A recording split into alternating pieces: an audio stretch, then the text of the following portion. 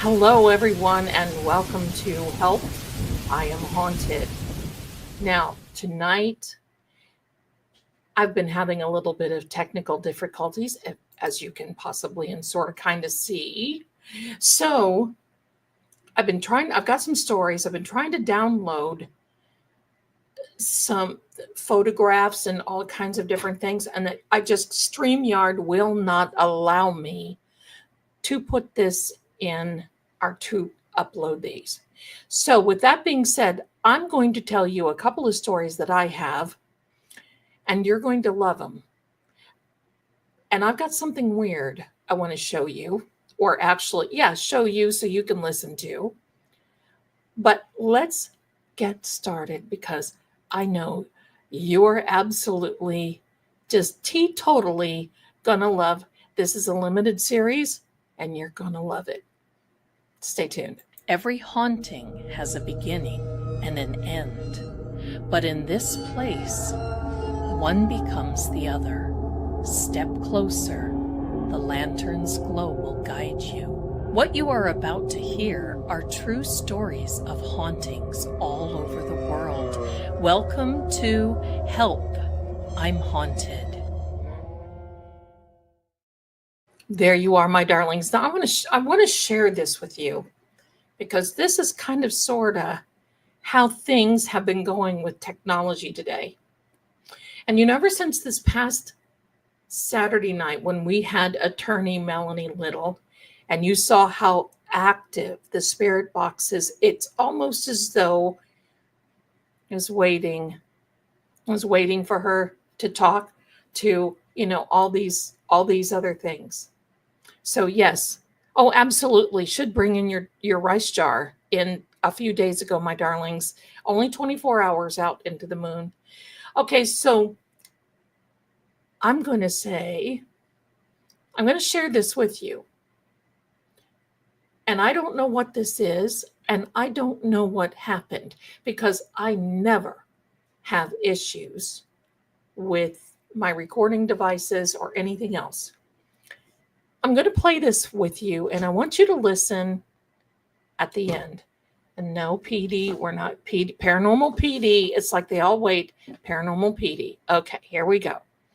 I'm going to play this and listen closely to the end of this recording that I made earlier today. And pardon me, that's Paranormal PD coming in for the win. Here we go.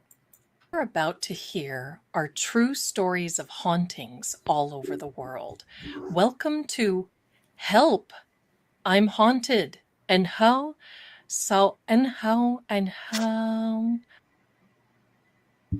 Now, did you hear that? Did you hear that? I'm sorry. He sneezed.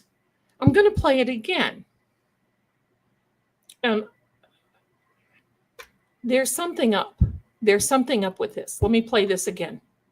What you are about to hear are true stories of hauntings all over the world. Welcome to Help, I'm Haunted. And how.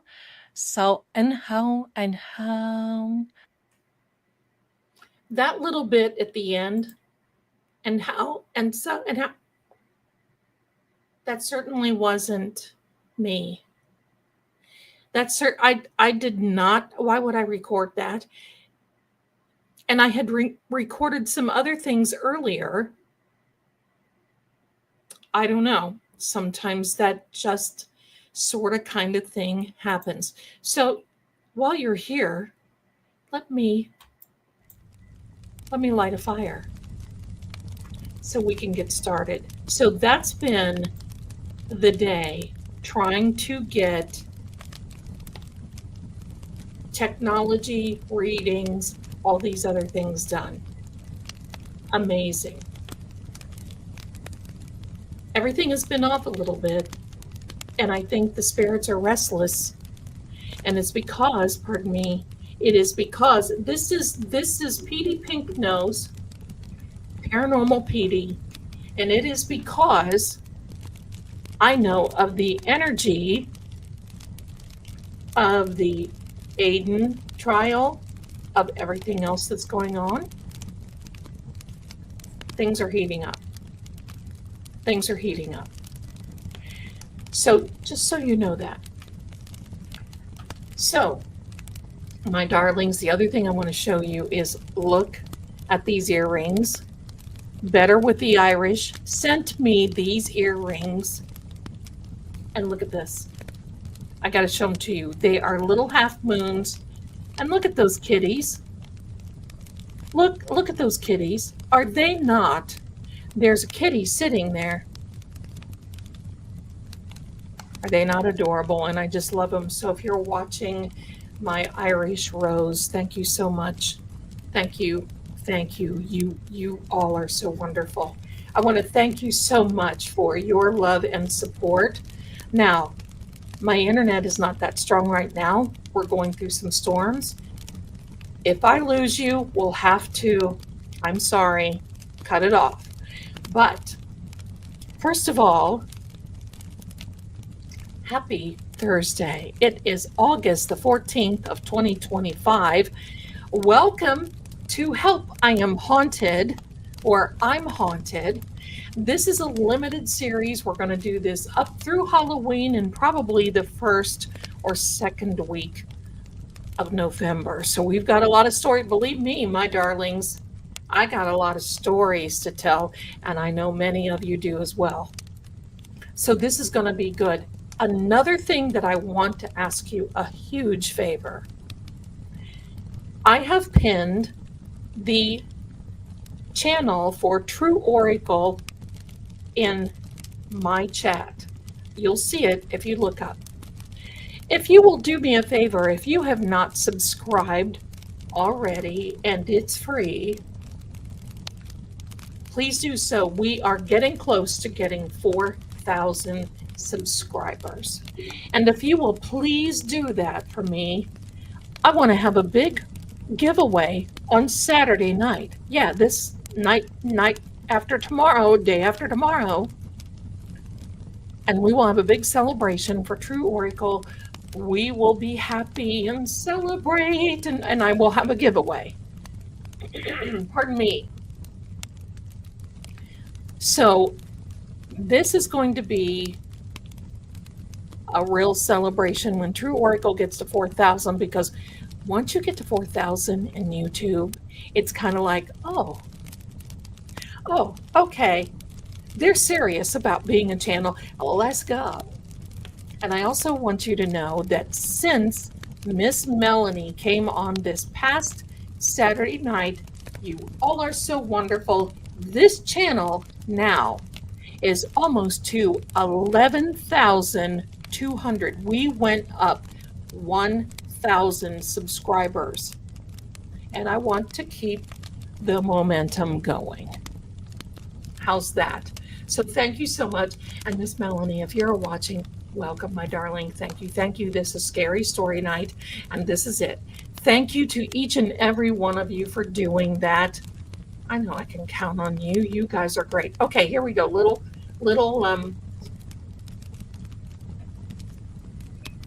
drink. And then I've got some scary stories to tell you, because next week, and we will be doing this every Thursday at 7 p.m., and we'll go as long as I've got a story or two. So thank you so much. Most of you are saying that you found through Ms. Melanie, Attorney Melanie Little, and I just love that.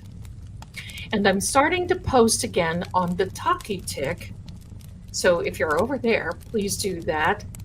Oh my goodness, look at this. Thank you so much. Gen X 1968. Has anybody ever told you look like Liv Tyler? Wait, let me say, if you want him, come and claim him, right? Hello? New to this and so excited. Well, we love you, and I know you're going to love it here, and thank you so much. I've been seeing you around, and I saw you today in Miss Melanie's chat. Thank you, and thank you for your generosity. Much, much appreciated. Thank you. I see all of you. Bless you. Bless you. Okay. Get your snacks ready. Get your little goodies ready, my darlings, because I got some scary stories for you. And give me just a second. I just want to make sure Let me see. Give me a second. Okay. Just wanted to make sure phone, everything is in good shape. Get your snacks, get your drinks. I got the fire going. Put up my Venmo. Audrey, I love you. Put up my Venmo sticker. It's coming right now. I forget to do that because you know what? I'm a grifting psychic. I should remember to do that. And you know how that is when I'm a grifting psychic. I've had some people tell me that. So it's funny. Okay. I think you're gonna be okay. You're here with us and in good company, and nothing is gonna be too scary. Okay. Subscribe and like. Here we go. First scary story. I'm trying to decide which one I want to tell you. They're both good. I'm going to tell you I'm going to tell you 2 stories tonight. The 2 stories, one, I was about 22, 23 years old. The other one, I was much older. And both are bothersome. Okay, here we are.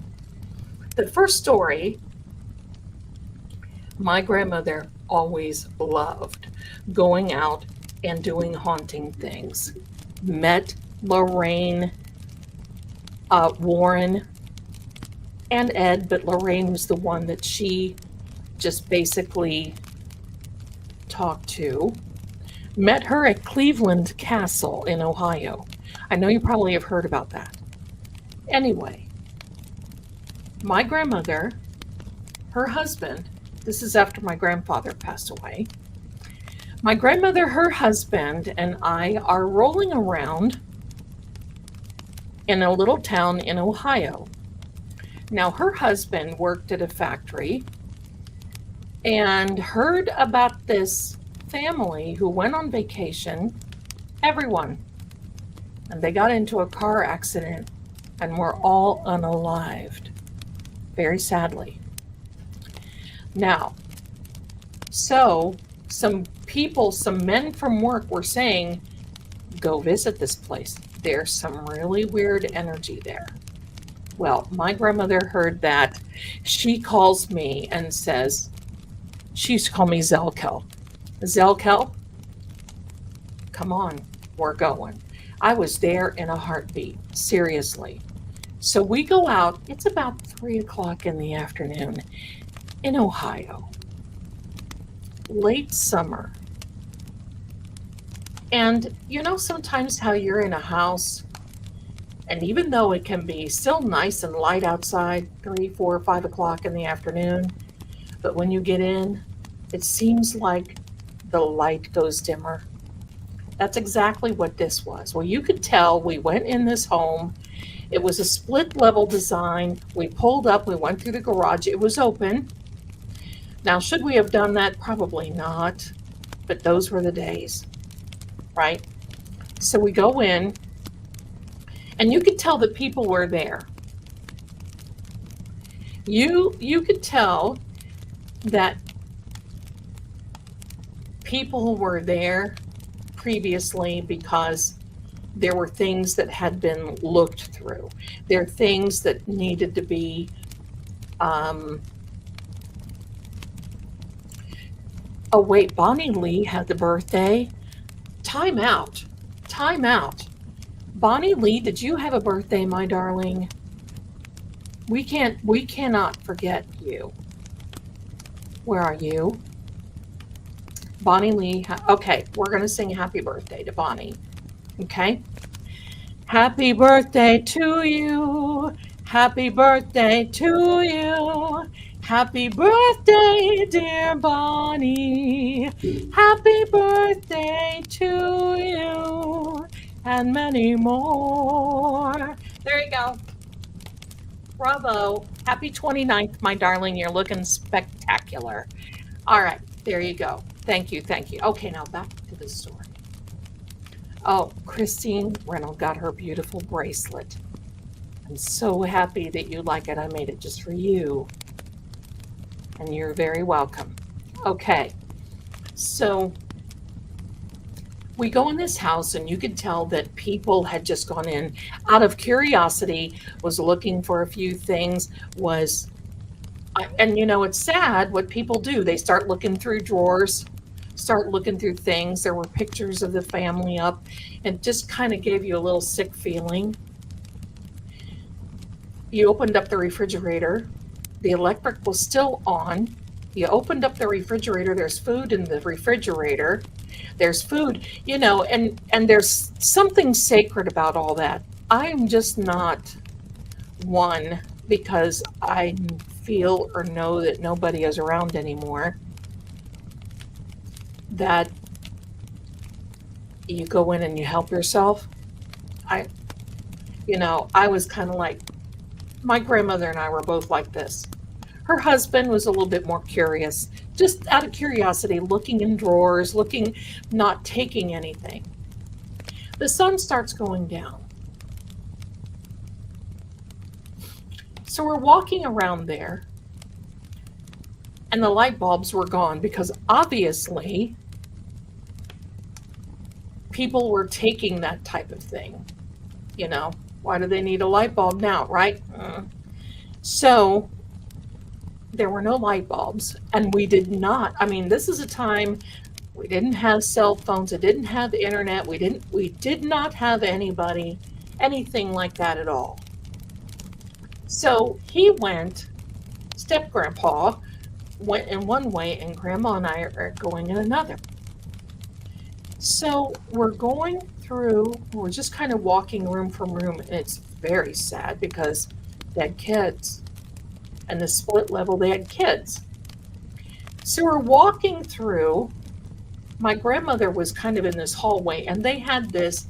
Now, back then is when large TVs, big screen TVs, started coming out.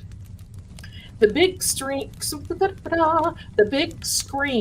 TV was there in this, how those little cabinets that you get and you build, and they never come out as good as what they should be, but they're still good enough. And you build them, and you put the bigger TV in there. Well, that's what they had.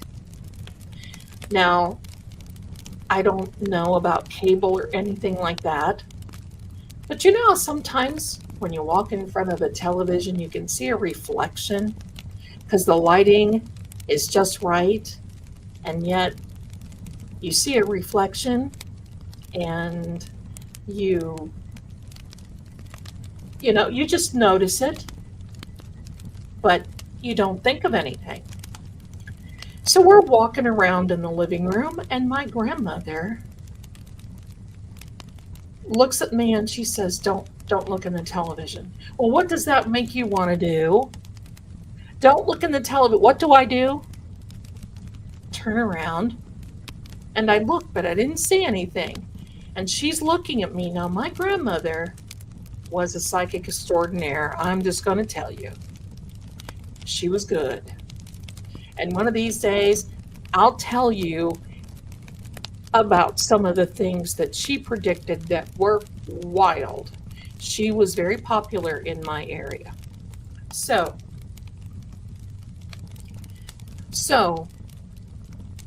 we're walking through the living room. And you could see a faint reflection. It was reflecting the TV. Of course, it wasn't on. You could see there was a faint reflection. No, she was a Scorpio. Grandma E. No, Grandma. Mom's mom. Mom's mom.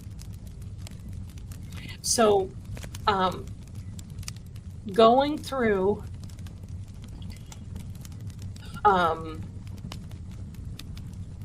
My grandmother was a character. Well, I'm going to show you my grandma and grandpa. Give me a second, because you got to see this. I think I still have their picture in here. Let me see if I do. Here they are. This is my grandmother and grandfather in the early 1930s. That's them. She was psychic. He was a water witch, which was a dowser, and found a good many of the wells in our counties. They both, she wanted to look like Claudette Colbert, and she did. So anyway, I loved this picture because I always said it made him look like Bonnie and Clyde. Now, they didn't like that, but I thought I liked that. So there you go. That gives you an idea of Grandma and Grandpa. So thank you so much, my darlings. I love that. They're just so cute. My grandmother was 17, Grandpa was 24 when they got married. But those were the days. So Grandma is looking at me, and she doesn't take my hand, she takes my wrist. Now I know, hello, take the wrist, hello, get it. That means you need to come on, because she had little hands, and they were kind of sort of like small, so they felt bony. So I knew at that particular time she meant business. Step Grandpa walks from the hall, and as he walked down the hall, the television was at, you could see, and he stopped. And he looked at my grandmother, because I had my back to the TV and I could see him. He looked right at my grandmother and was kind of like, now he didn't believe in any of this. Catholic, didn't believe Italiano, didn't believe nothing, and was just standing there, and he was looking around. So my grandmother looks at me and she says, "There is something following you." Now she's saying this to me, and you can imagine at that particular time, I didn't know whether to pee my pants or to run or what the heck.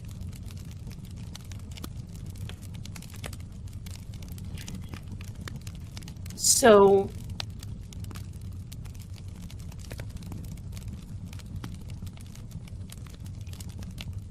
I was just standing there, and I said, "Oh my gosh." And I looked at her, and I had tears because I didn't know what to do. I was shaking, because imagine standing there, your grandma, who's psychic as can be, looks at you and says, "Something is following you. Give me a bucket, because I'm either going to use it for one end or the other." Because that scared me. That's before I really started studying.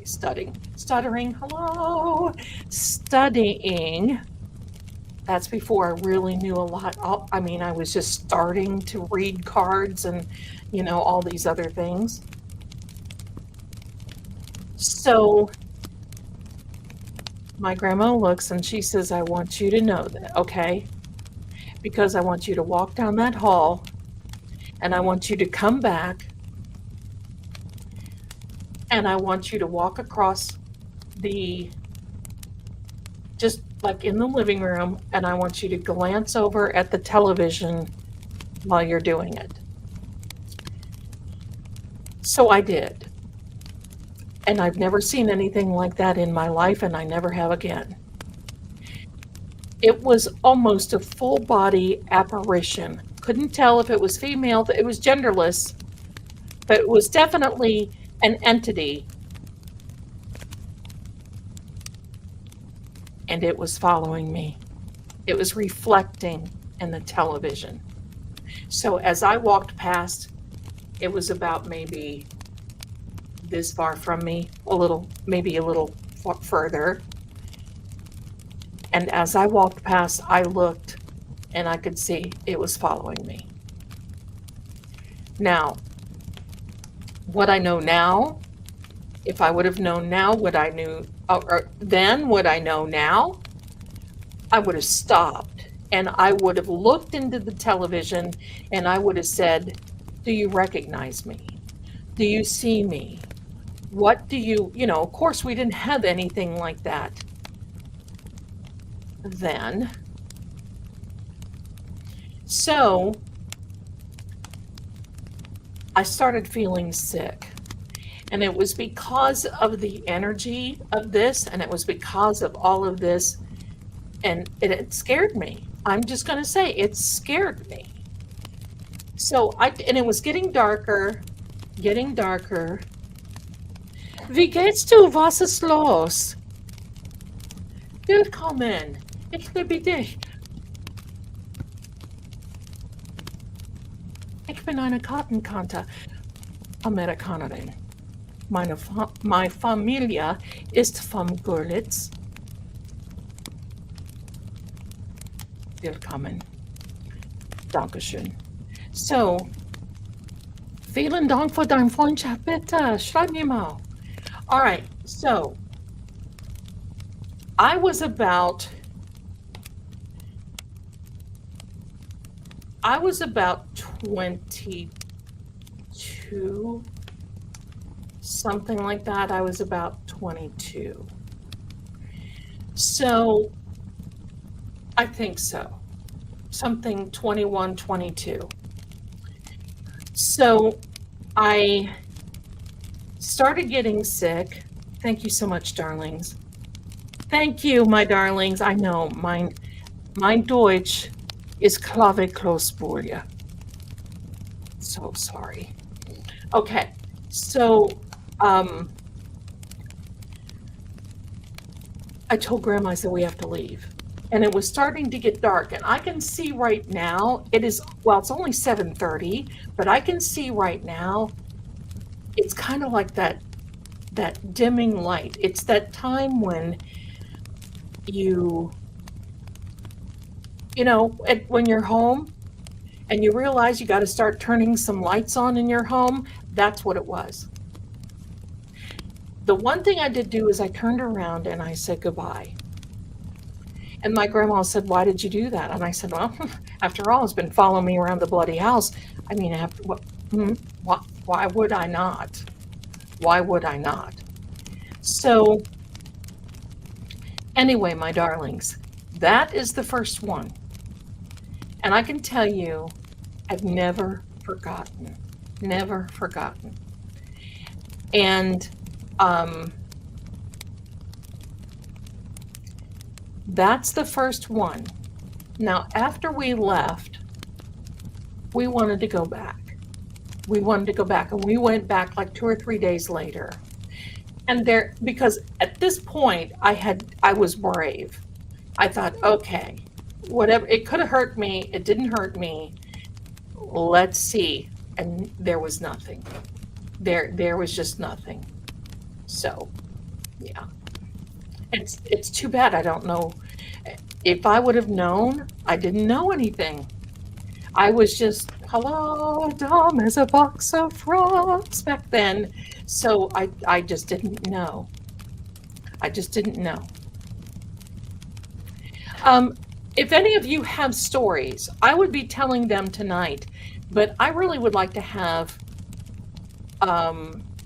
stories. If you've got photographs, those are the ones that I'll tell first because I want to put the photographs up there. I will read an email. You can email me at seeingcrime@gmail.com. Okay. But the second story, you're going to love this one. So that's the first one. There was nothing anywhere else. It was just a reflection in the TV. And believe me, when that movie with what's his name came out, Kevin Costner. No, it wasn't Kevin Costner. Who was it that played in White Noise? Who played in White Noise?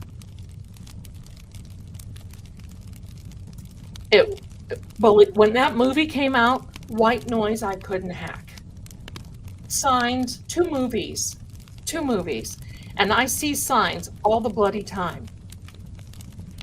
So I saw you, my darling. I saw that, but I could not get any of those photographs uploaded on StreamYard, because StreamYard is kind of like weird. It's Michael Keaton. Michael Keaton was the one for white noise, and I'm going to tell you, that gets to me. So, Michael Keaton, thank you so much for that. Now, here's the second one. This was in Sevierville, Tennessee. I was looking for a house. I decided I wanted this old house. And an old house back then is, no, don't be sorry. It's not your fault, my darling. StreamYard has been wonky today. And that's Shaggy. Please feel free to walk through. And so StreamYard's been wonky. My recording system has been wonky. And for those of you who missed it, I'll play that for you in a little while. Let me get this boy down here. Go. All right. So this is in Sevierville, Tennessee.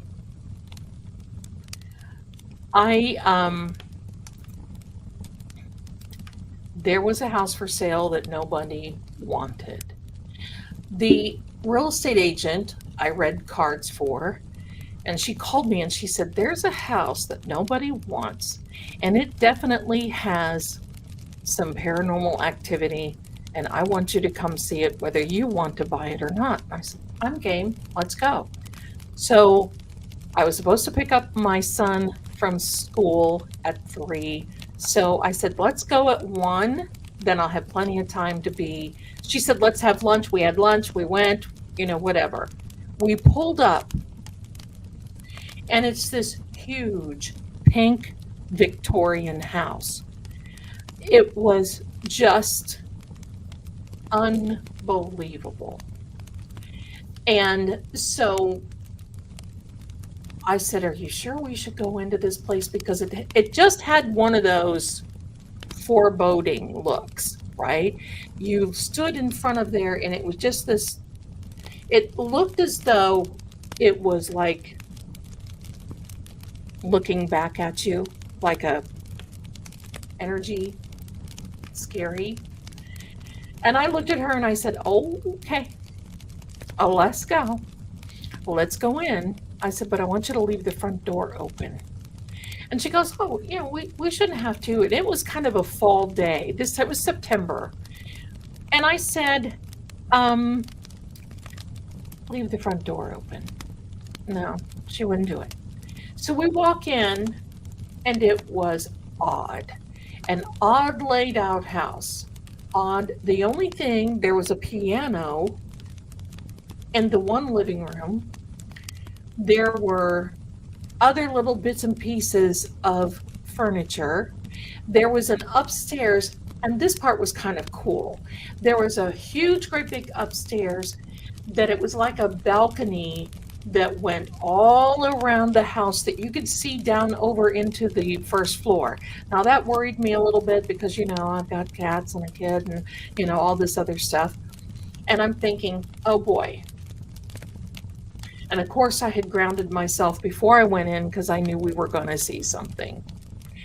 At the back of the house, it was quite small. It was not dilapidated. It was in very good shape, but it just had this old look to it that was kind of like, it was kind of like, which I knew I wasn't going to buy it, and she knew it. And they kept marking down the price because it just did not have a very good, it just didn't fit. It didn't fit in the area. You're in an area filled with nothing but log cabins and beautiful chalets and homes and all these other things. And then you have this big pink Victorian house with white gingerbread on it. So we go in, I'm looking around. Now the house is pretty much empty except for the little sprinkles of furniture here and there and a couple of books and all this other. it's not a rundown house. It's not dilapidated. It just needed updating because, hello. But so you went into the back of the house and it was very small. There were 2 or 3 rooms that the ceilings were really lowered. And you felt very confined by walking in these 2 or 3 rooms. So we got out of there pretty quickly. We went upstairs. We're walking around upstairs, and all of a sudden we hear the piano start playing. And this real estate lady looks at me and she said, "You left the door open, didn't you?" And I said, "Yes, I did, because I think it's better that we leave the door open." And I said, "But somebody's playing the piano, so maybe somebody came over and just sat there." So we looked, and just as quickly as we looked, there was a little girl sitting at the piano. And it wasn't any of the big grand concert. It was just a little plink, plink, plink, plink. And she looked at me, she goes, "Where'd that little girl come from?" I said, "I don't know. Are there any neighbors here?" We looked, and boom, nobody there.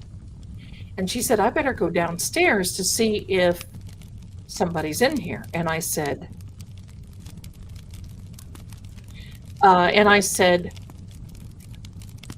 "I'm coming with you because we should not be separated. We don't know who or what is in this house." We went downstairs, looked around, nobody was around, and the front door had been closed. So we went upstairs again, and we're walking around, okay? We're walking around, and it was filled. You see these bookshelves right here? All around were like bookshelves, and they called it a library. I would not, because it was like this veranda type thing. It was all open. You could see the ceiling. It was bookshelf after bookshelf. I mean, you could go up there. There was enough room to walk through and read and do your thing. But it was weird.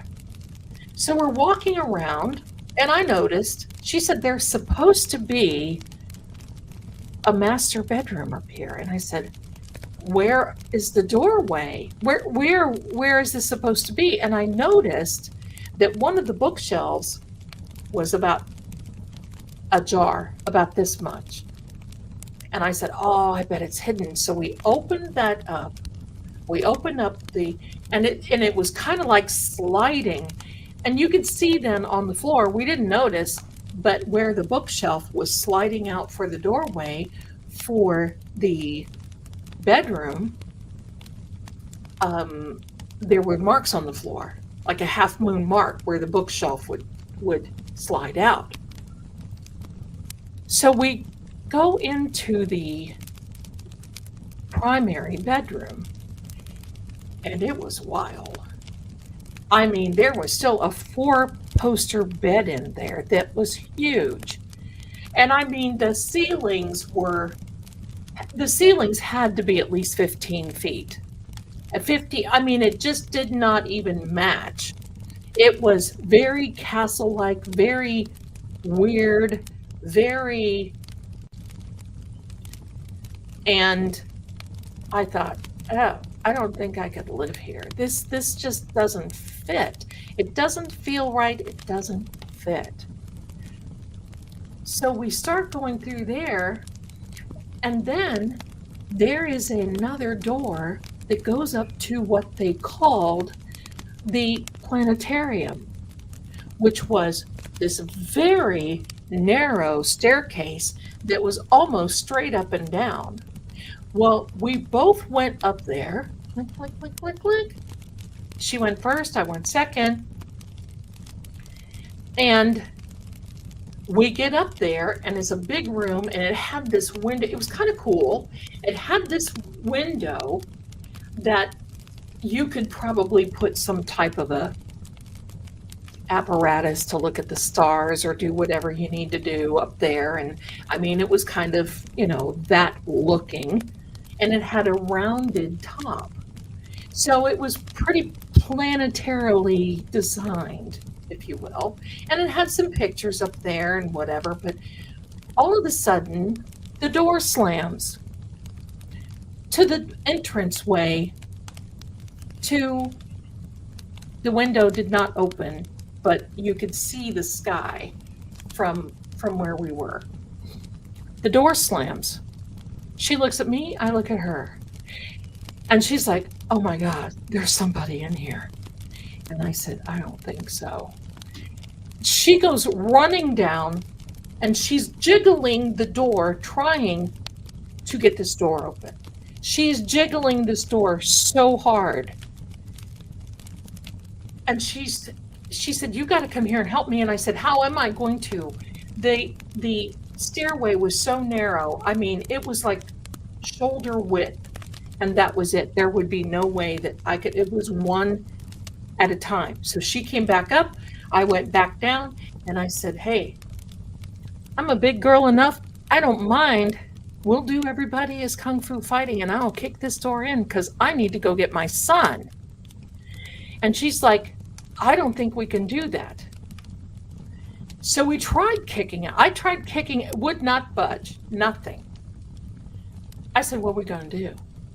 She said, "I don't know." And I said, "We got to find this window if it will open." We could not get self-service. We were walking around, and finally I told her, I said, "Look, I'll lift you up. We'll do the cheerleader thing. I'll lift you up. You get close to that window and see if you can get a cell signal," because it was like a half a bar and we could not get anybody out or any signal out. Finally, because we see cars driving by, we're in there pounding on this window. Because the window was pretty big and it was big enough for us to be yelling and pounding on this window. I said, "We've got to get somebody's attention." She finally got a signal and got out, called the fire department. The fire department comes in. We hear them and we're up here. "We're up here. We're up here." And they're walking around the house.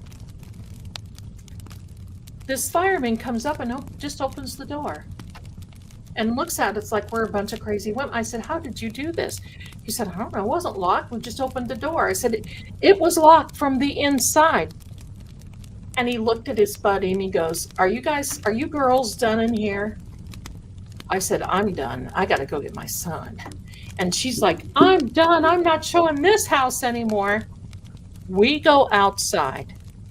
The firemen who saved us were standing outside. I got down off that porch and I was near the car. Shaggy, I was near the car because I needed to leave. The fireman looked at us and he goes, "I would suggest that you don't come back to this house. This is the third time we've had to come and rescue somebody from being locked, a real estate agent and somebody else from being locked." He said the last time they were up there was somebody locked in that room for 3 hours. And he said, "I would not do it. Don't come back." And I said, "What's the story?" He said, "The story is what you don't want to hear." Well, of course, the moment I hear that, I want to hear the story. The next day, the real estate agent, her name was Gina, calls me and says, "We need to go out to lunch." And I said, "We're not going to any more houses." She goes, "No, I need to take you, I need to tell you this story." So the story of this house.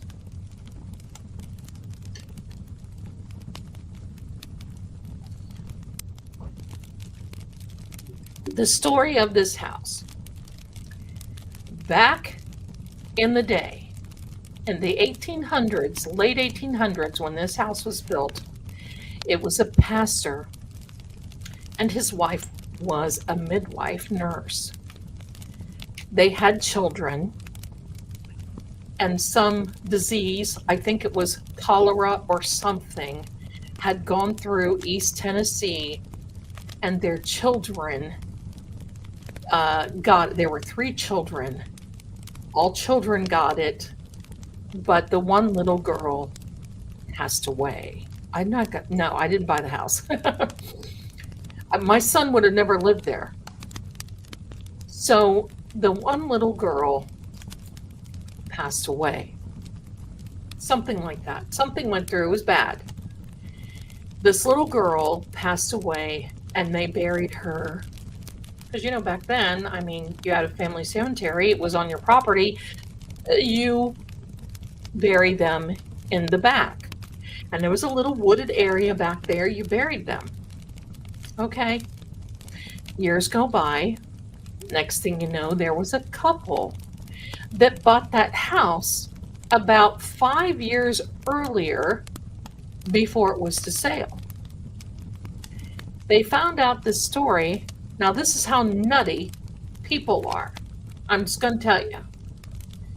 They found this story out. They went in the backyard and they started in the, well, it's in this little wooded area, not in the backyard like you just walk out and there she was. So you had to go out into this little area, this wooded area.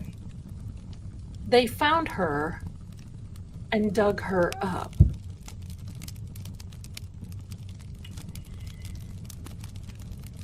So they would dress her. Now, she passed away during a time that they didn't have anything like embalming. They didn't have anything like that. So as she passed away, so they brought her into the house. They had a little bed. They kept her in the back room. She was about 5 or 6. And they kept her in the back room.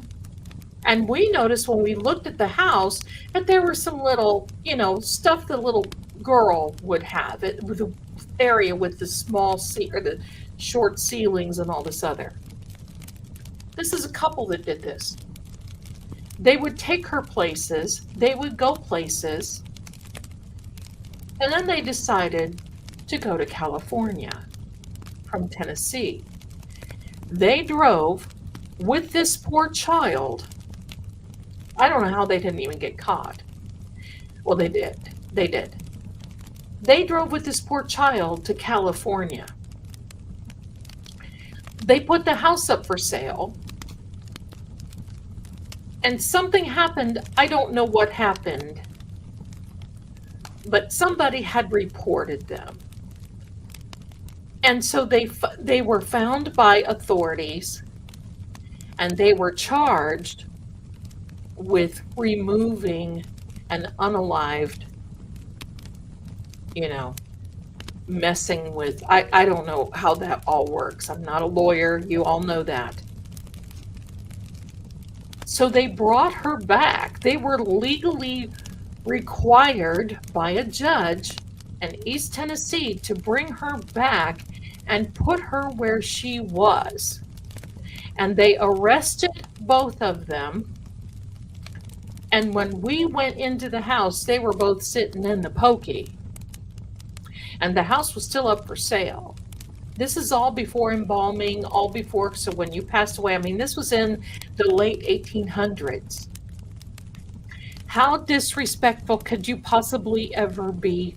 Hello. And I'm sure that's why this house looked so foreboding and so upsetting and so, I mean, and I'm sure that's why we got locked in the planetarium. And, you know, I mean, think about how bloody sick that is. I mean, just horribly sick. And that's what they did.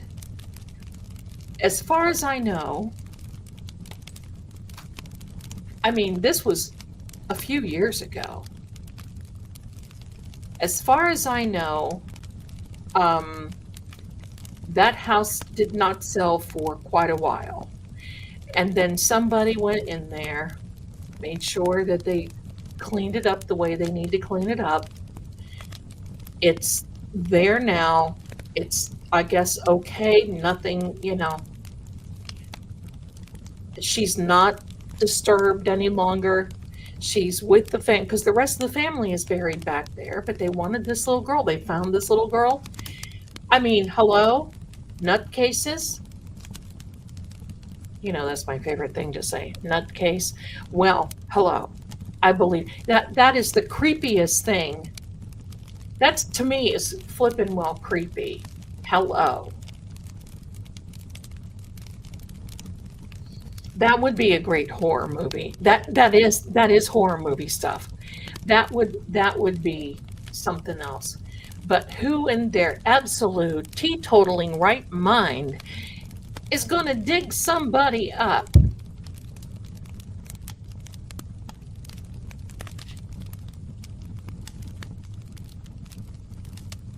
And believe me, in East Tennessee, and looky here, better with the iron. Look what I've got on.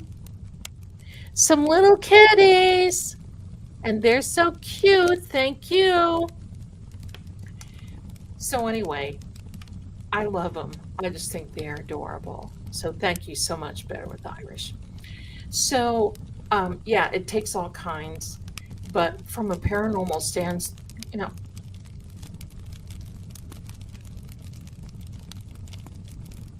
not only is it horribly sad, I mean, I found that out, I wanted to cry.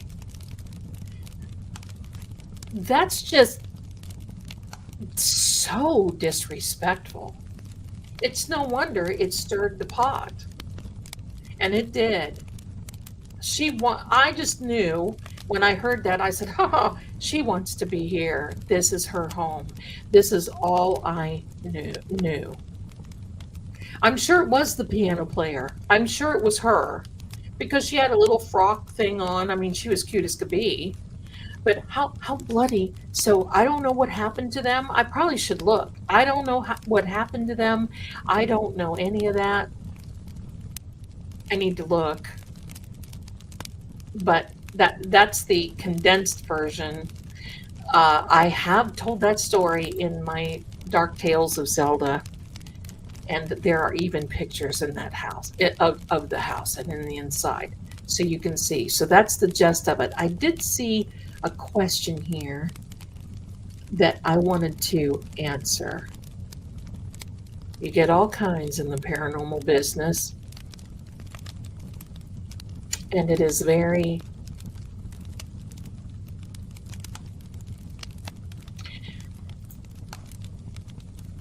Oh, let's see, darling. I asked my question at the wrong time during your story. Okay, it's okay. But I was wondering, can you turn off seeing things or you just feel it no matter what? I have to turn it off.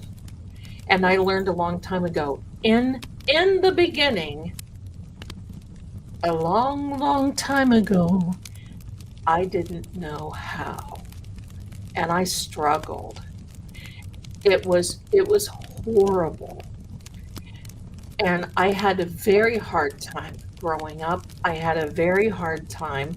I mean, my dad was the son of a preacher man, and we went to this little Lutheran church in this little area, and he just didn't believe any of this. We lived in a haunted house. And my mother actually went to the pastor and said, we lived in a haunted house. And the pastor really was down on her. He was really, I mean, he said that she needed to go get counseling and all that. It caused a rift. And my mom struggled because my mom was well liked in the church, and she, so it was summer, and we would go down to my great grandmother's in another little town.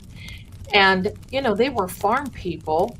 I mean, they didn't live on the farm then, but they were farm people. So they would be up at 4 o'clock in the morning, have their breakfast, eat lunch at 10:30. They'd have what they call, they'd have dinner at 10:30. They'd have supper at 3:30, and everybody was tired and ready to go to bed by 7. So we would go down there in the summertime, and finally my mom, my grandmother, my sister and I went down there, and because the pastor of the church said that my mother was struggling mentally, which made me so angry, made a lot of people angry. We started skipping Sundays. We were Lutheran. Um, started skipping. And my mom and dad were, I mean, they were, part of the Luther League. They were head of the, we were involved in the church. My mom, sister, and my mother would play for the church. She would play organ and piano. My mom and sister and I would sing, and, it was just really something. Mom was gifted, but she was very emotional and didn't really know what to do about it. And poltergeists on the farm messed with her. I mean, they messed with her. And that's what was so hard. So, and now that I have you, I might as well tell you this story. In this, oh, he did believe in the Holy Spirit, but some pastors are very closed-minded. So we lived in this old farmhouse, and one thing I loved about this old farmhouse is we leased the farm, and I don't think my sister is. We leased the farm, and on the top of the farm, on the barn, it's not there any longer, but on the barn, on the roof, the shingles, they spelled out the name, like they did in Ohio and a lot.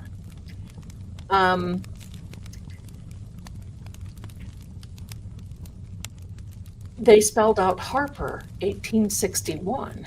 That's the year the barn was built. They went there, and there was a little log cabin beside our house is where they stayed. It was one room cabin. The people that built the house was there in the 1800s, and they built the big farmhouse that we lived in.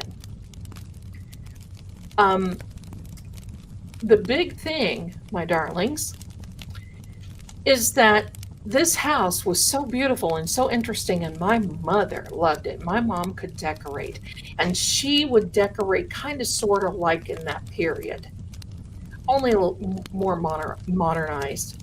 It had an upstairs. It had 14-room farmhouse. It had an upstairs. My sister and I would go up there. We'd play restaurant. We'd play whatever else. And Mom and Dad just blocked it off because it was eerie. And we had enough room on the first floor to live. So we just lived on the first floor. So we went to, when we first moved in, the bedroom that my sister and I shared had a door that went in from the living room, and then on the other side of the room went into the hall by the front door, and the big staircase that went upstairs, and then around the other way was my parents' room. Well, about every other night, we would see, my sister and I both, if she were here, she would tell you, my sister and I both would see this entity come over, stand at the bottom of our bed, look at us, and then, we would be sleepy, so she just kind of like disappear. And we always thought it was our mom, because Mom would wear her hair up kind of on top of her head. And I mean, the features, the body look, it just resembled our mom. So one night, my sister and I were talking about it, and she said, I don't think that's Mom. I said, well, who on earth would it be? And she said, I think it's a ghost. Well, at that point, we had had enough things going on in that house that I said, okay, how do we find this out? She said, we lay awake at night, and then we see who's here. Okay, that's what we'll do. So all of a sudden one night, my sister is like doing this to me under the, now we were in high school. We weren't like little. We were in high school. And wait, I'm sure I'm nowhere. Oh, okay. I'm sorry, Amy. Okay. So we're in high school and she's doing this to me. And she's like, say something, say, hey, mom. And I looked at the bottom of the bed, and then kind of across the room was this woman standing there. And it was dark, so you could see like a faint idea, a faint figure. And I said, hey, mom, pardon me, my darlings, pardon me. I said, hey, mom, disappeared just like this. We both screamed. The covers came up over our head. Mom comes, we hear mom come running into the bedroom. And mom looks at us and goes, what's the matter? And my sister couldn't even hardly speak. And I'm like, Mom, we've been seeing you come in here every night. And she's like, well, I don't come in here every night and check on you. And we were like, hello, something is coming in here every night and checking on us. And she's like, oh, so you're seeing some things too? Yeah. Now, that's one instance. There was another one that was really cool. It was during the summer.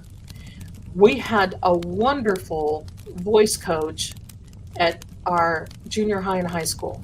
And I was really starting to learn opera at that time and really starting to do a lot of the different things with him.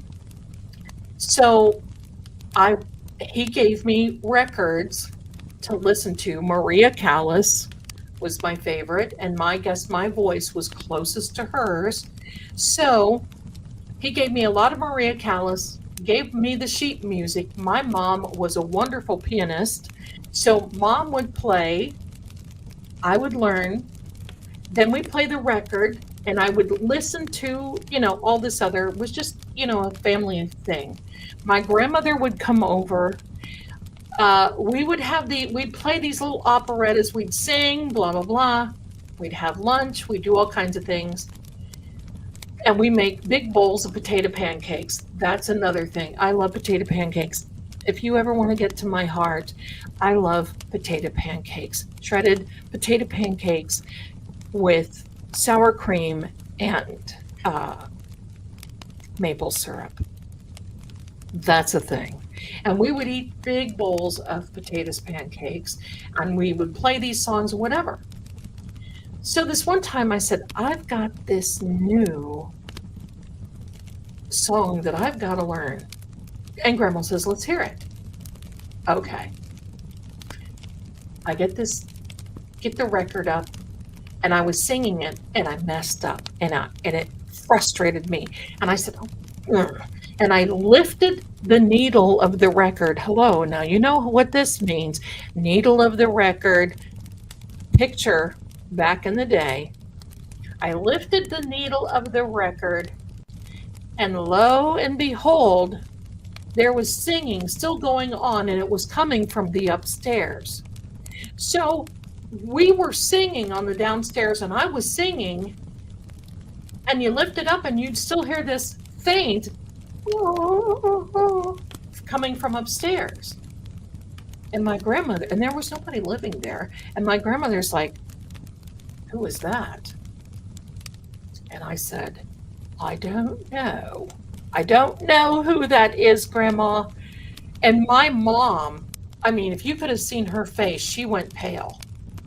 And she said, I hear singing upstairs all the time. When you girls are in school and I'm here by myself, I hear it constantly. And I'm almost afraid to go up there. And I said, I'll go up there. So we go up there, we looked around, da, da, da. We come back down, nothing. Nobody's there. So we're playing this little game, and we're hearing this singing. So that's another instance. Things are happening to my mom. Every time my sister and I would get on the bus to go to school, it would be 7:30 in the morning, and at 7:35 when the bus would leave in front of the farm, the clock on the organ, which was plugged in, the clock on the organ would stop. She would have to unplug it, plug it back in. Every morning while we were in school. In the summer, it didn't do it. But the first day of school, it would do it. Just things like that. She had straw flowers in a big black kettle that was just beautiful, cast iron kettle. Straw flowers that, you know, if you touch them, they just kind of fall apart. They're very fragile. Every morning after we went to school, there would be a red and a blue one that would be pulled out and be placed on the counter right beside there. My mom would put it in. Next day, out again. Nobody went in there and messed with it. There was just nothing. At night, we would be sitting and watching TV, and we would hear things. And of course, we kept our bedroom door closed, and we kept, you know, some other doors closed. And my mom had painted the doorknobs black. Well, some of the paint had come off, and we would sit there and watch the doorknob turn. And we could tell it was turning because some of the paint that would turn would go like this, and then would it go back again. Then go like this, and then go back again. So there were little things that were happening, but they were getting to be more and more. So it was a continual like this. Now, there was something wrong at the farm with the water, and like hot water heater or something like that, something wrong. And so we had the plumber come over.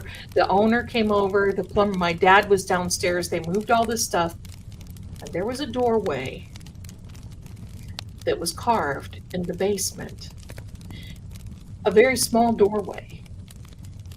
And they were like, oh my gosh. And they looked, flashlights looked, and it was a room. It was a room in there. Now, my dad hollers, Sal, get down here. Get down here. So I go down in the basement, and he said, crawl through that. And the reason he told me, because I was the skinny, back then, not now, I was the skinniest, because I worked like a whatever on the farm and all the time running and athletic and all kinds of other stuff. So I was like little skinny, and I crawled through this little area, and holy beholdy, it looked like it had been carved out of stone. And the walls came down, and there was like a seat, and then it came down again.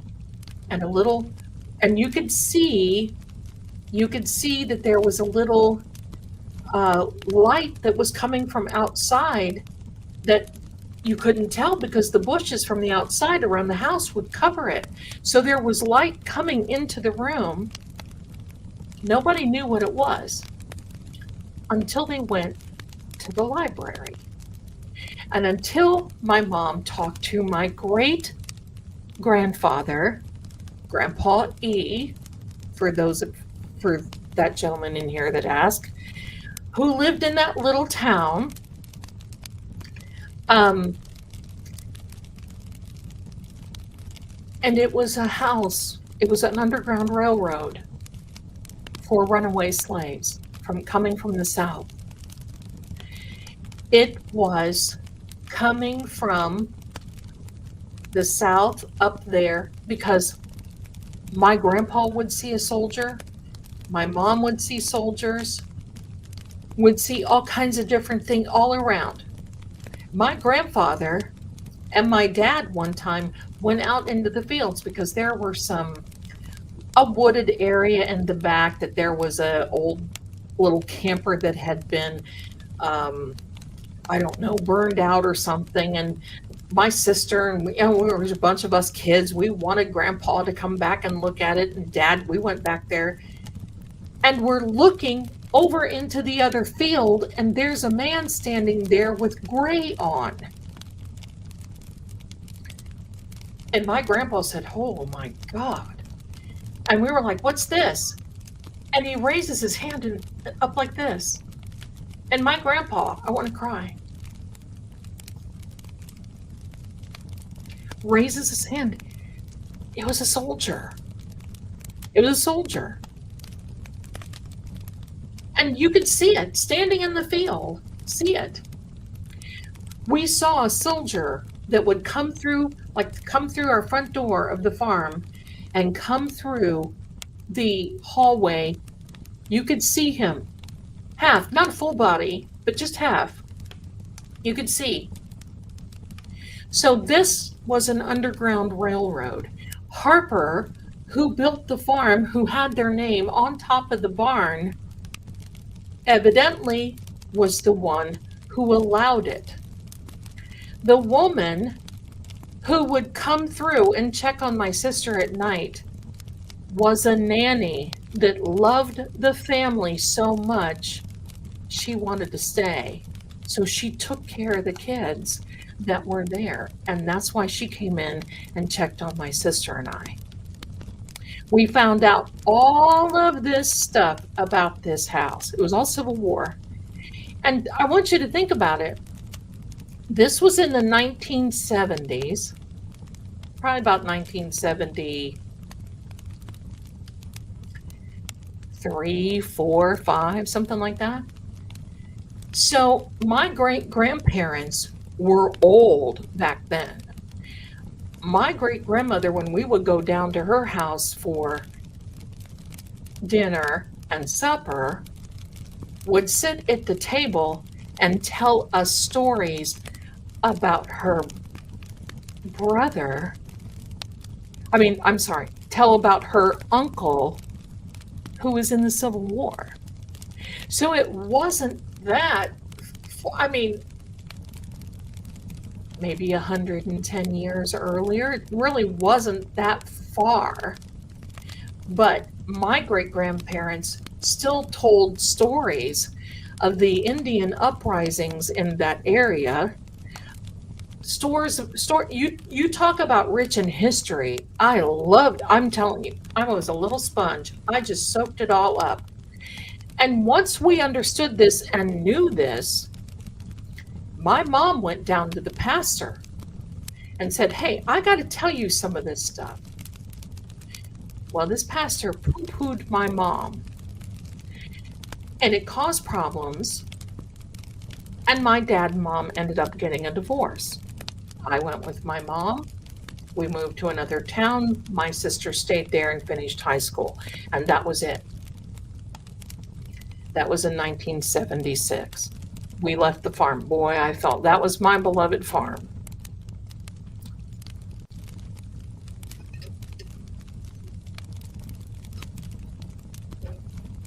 So,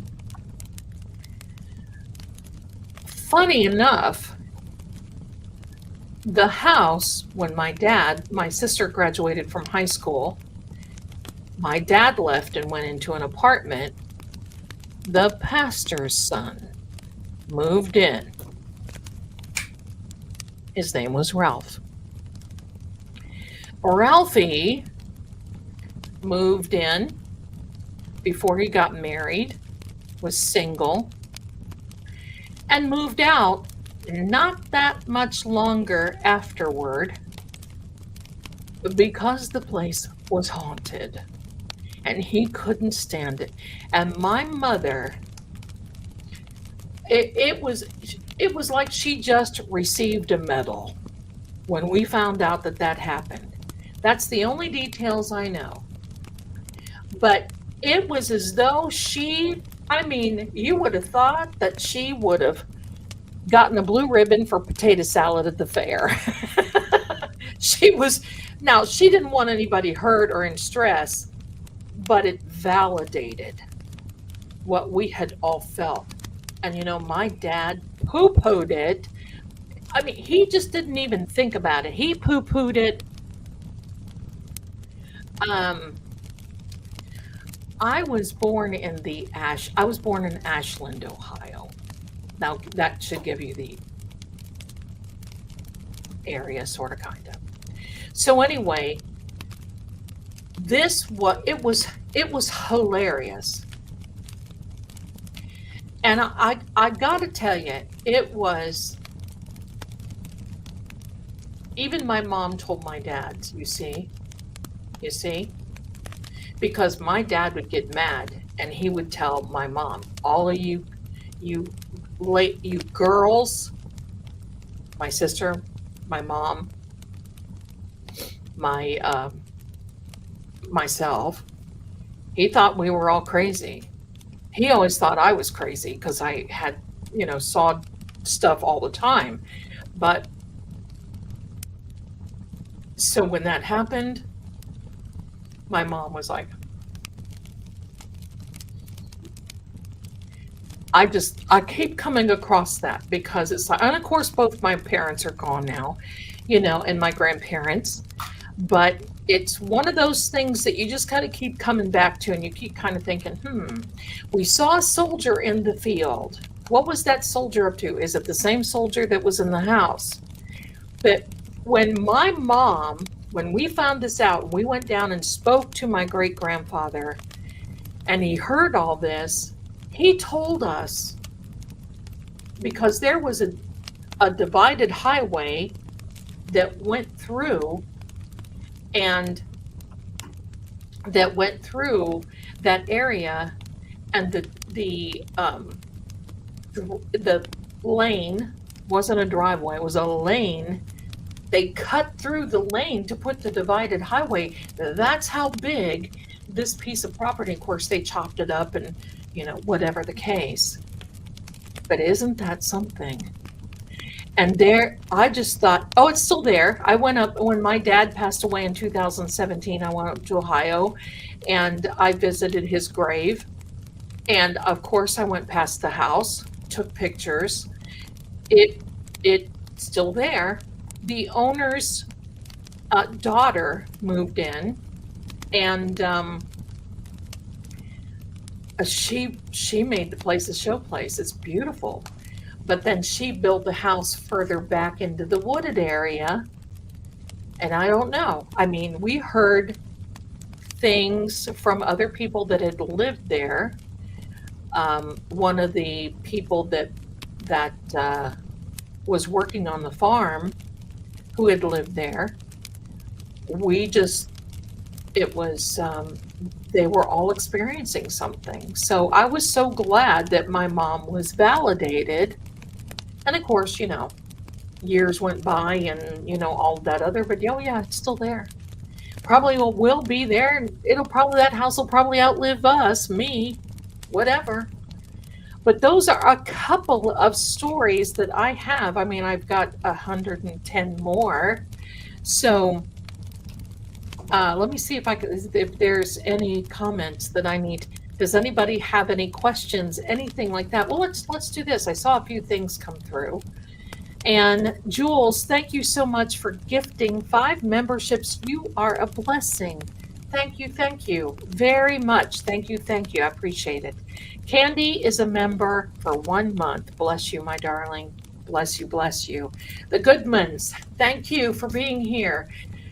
Are now members of Fate and Fortune with True Oracle. And don't forget, it won't be this Sunday, but the following Sunday. Let me give you a date, because we just had one, and yes, my internet messed up and I wasn't able to finish. So it'll be the 24th of August. We will have another members only with Fate and Fortune with True Oracle. But I just want to ask you a favor. Let's get, let's get the, what am I thinking? Link, hello. in the chat. The link in the chat, my darlings, please do me a favor, click on that link and it will take you to, I'm simulcasting, collaborating with True Oracle right now. Come over there. Let's get that membership up to, and you can stay there. You're going to see the same thing. Let's get that, not membership, well, you can, but subscriptions, let's get this up to 4,000. Let's get it up to 4,000. Pardon me. So that way we can have a huge celebration this Saturday night. We're going to be talking about some things. We're going to do EVPs. We're going to be asking questions about different things. There's going to be a lot of fun, and we're going to have a giveaway for True Oracle. All right, my darlings. So there we go. Every Thursday night, I'm going to be here talking about ghost hauntings. What if you're already haunted? Current hauntings.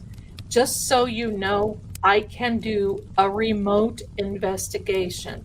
As long as the cameras on your end work, I've done that before. So if you want to hire me to come in and look and see if there's something there with you, you can certainly contact True Oracle or at me, Seeing Crime. So there we go, my darling. So yes. The link is at the top of the chat. The link is at the top of the chat. So there you go. So yeah, I was very blessed in growing up with a family that has nothing, pardon me. Did you ever have, I don't know what it is. Well, you see my allergies are bad, but I don't know what it is. But today,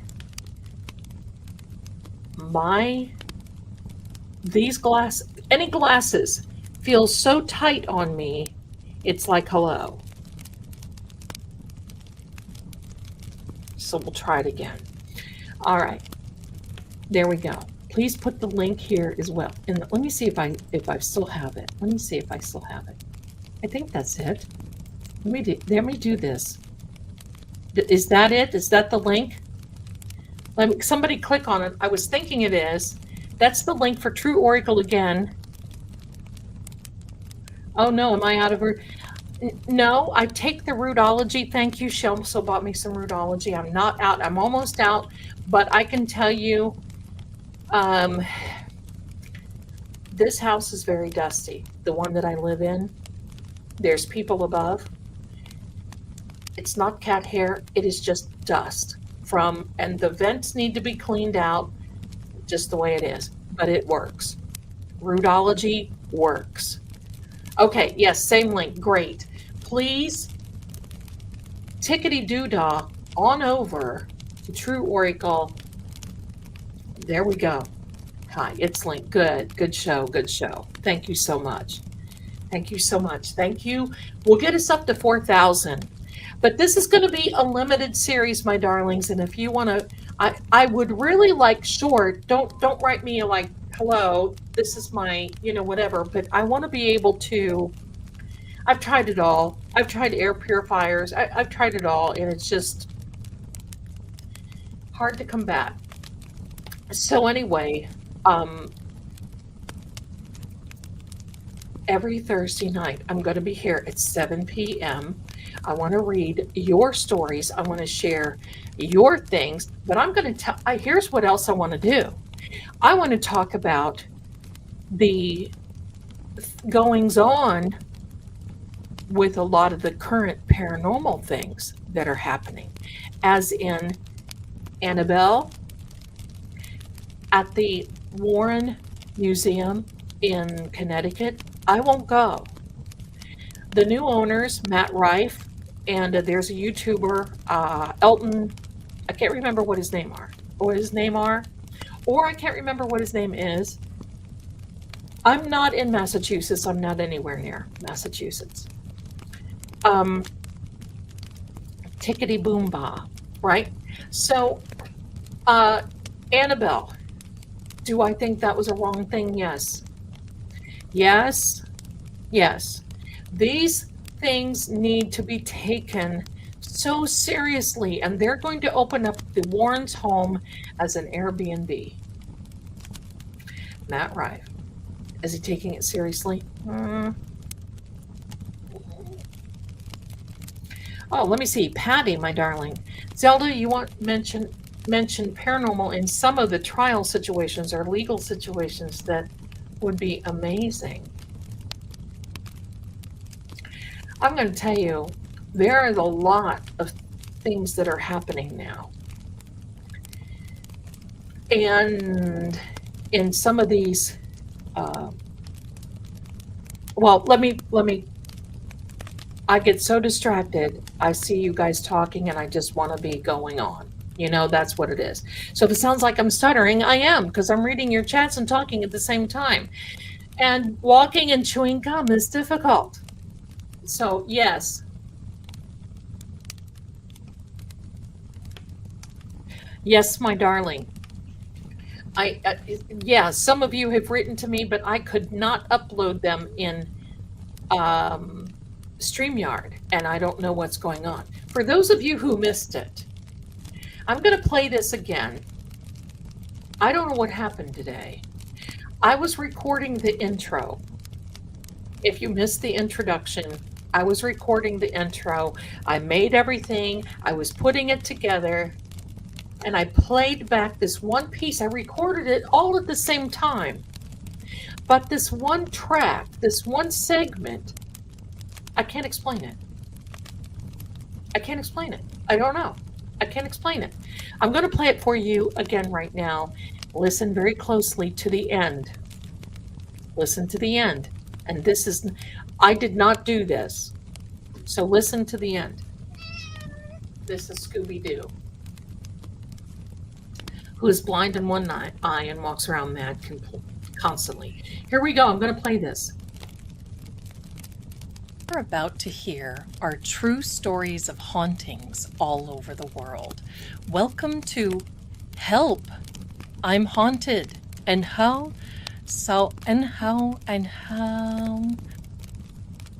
Did you hear that? And how, and how. That's, I didn't do that. That is so weird. I'm going to play it again because, hello, I don't get it. What you are about to hear are true stories of hauntings all over the world. Welcome to Help! I'm Haunted. And how? So, and how, and how. That happened today. And I expect more things to happen. Because as we're getting, this time of year, the energy ramps up. And I just want you to know I have 227 people watching. But this time of year, the energy ramps up. Why? Yes, listen. Why? It's because we all start getting into this fall mood. More people are doing paranormal investigations. More people are doing things. More people are doing some weird stuff. And of course, last Saturday night, the spirit box was, hold on. Goodbye now, sister. Go on. The spirit box was very chatty because Ms. Melanie was here. And I think that the energy of John wanted to say, oh, hello, wanted to say something. And he did. It kept on. It kept on. And believe me, it was just unbelievable. Hello to each of you coming in. So there's going to be more and more coming in. Look here, hello. There's going to be more coming in. The spirit box that I shared with Melanie, let me take a look and see which one it is. There were a few of them. There were 2 or 3, I think. Let me see. Oh, I don't have it on this phone. Ghost Hunter Tools.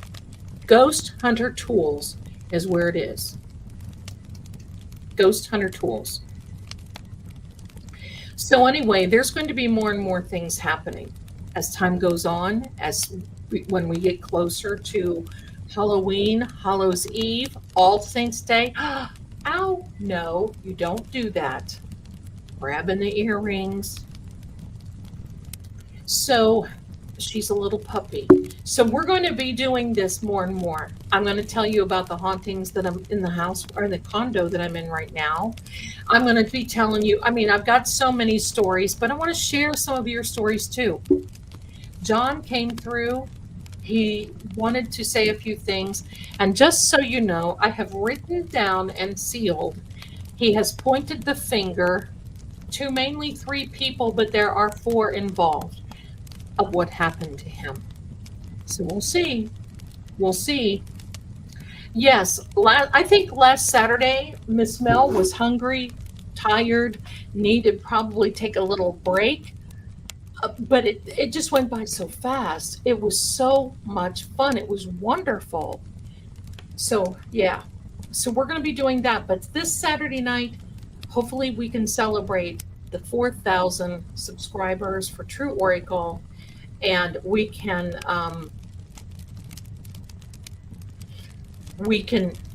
get a lot more happening. I'm going to tell you, in some of these cases, when I ask, are these people being haunted? Yeah. Yes. Yes. Yes.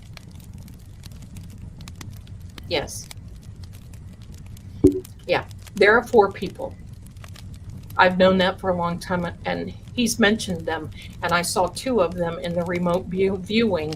I can't say it. I legally will be in trouble if I say it, and that's what I've been told by a couple of attorneys, and I'm not going to, because I don't want to end up in legal trouble, because I don't have money to spend on legal proceedings, and that's just the way it is. Hold on a minute.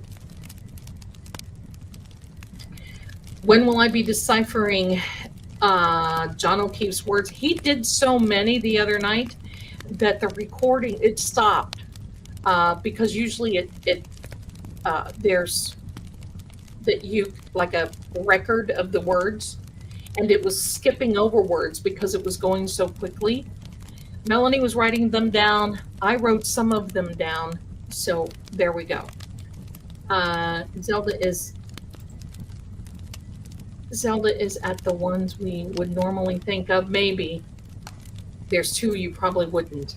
Maybe you would. Maybe you would. Maybe you would. Let me see.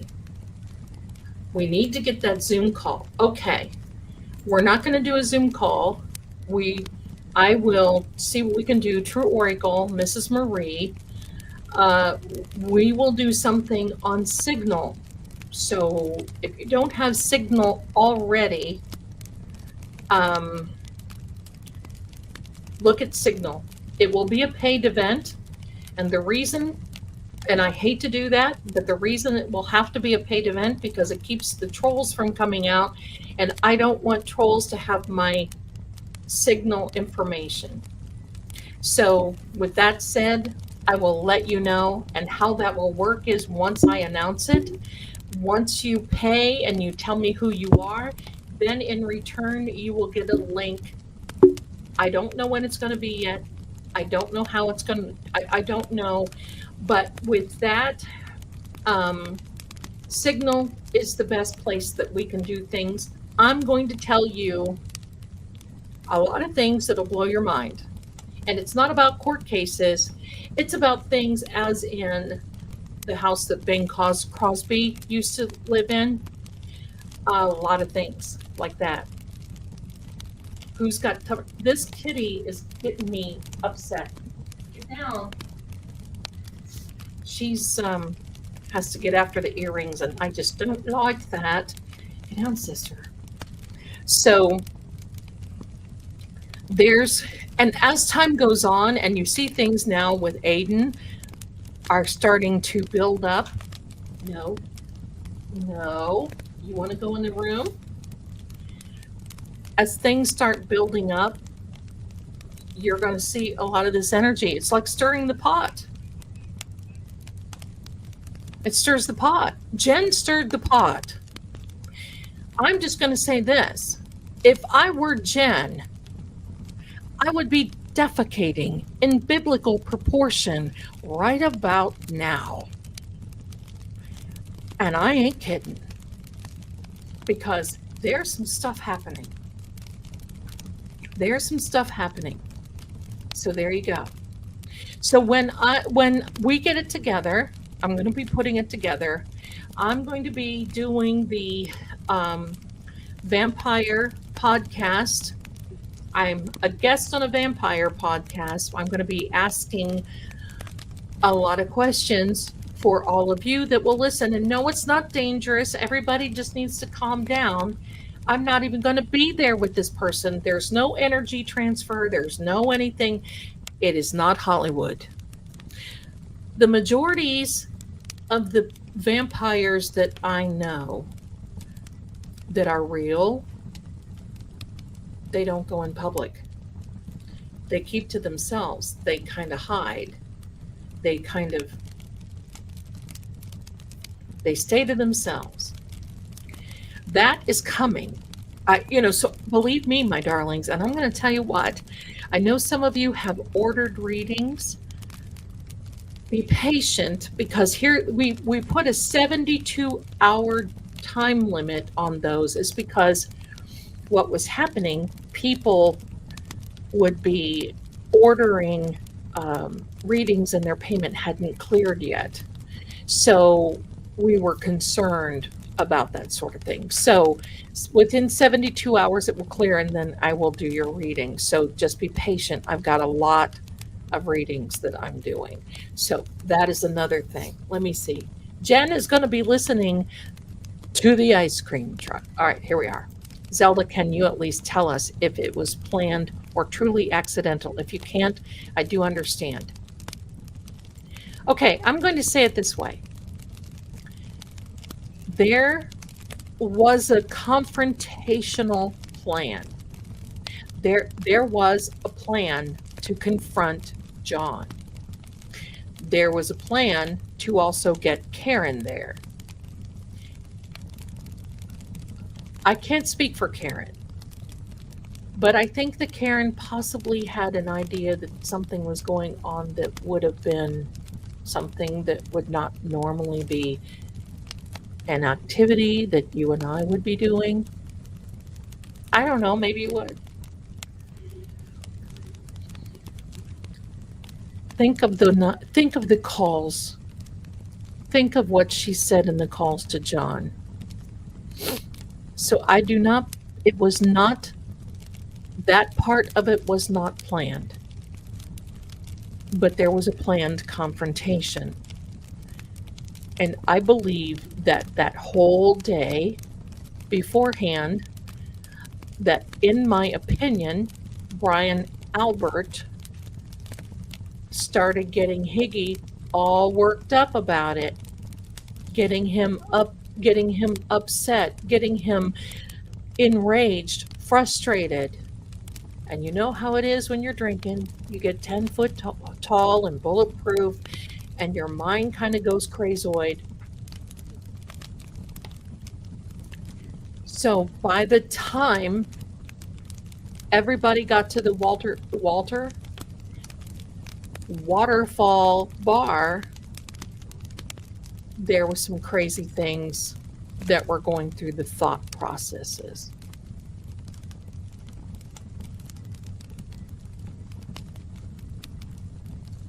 So there we are.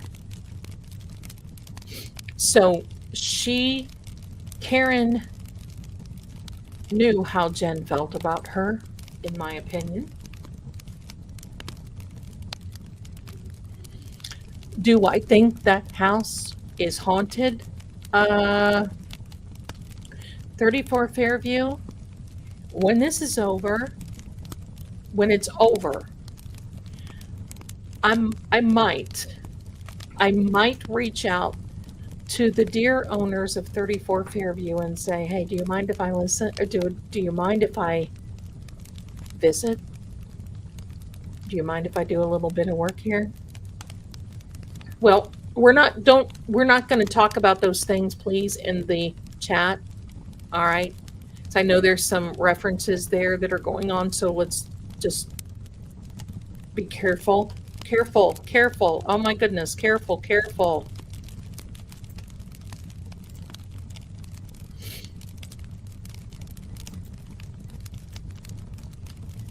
Okay. So I just would love to talk to them and see, are they experiencing anything? I look at that house and I get the, oh, it's okay. Don't worry about it. Don't worry about it. We just have to be real careful. But there's just something about that house.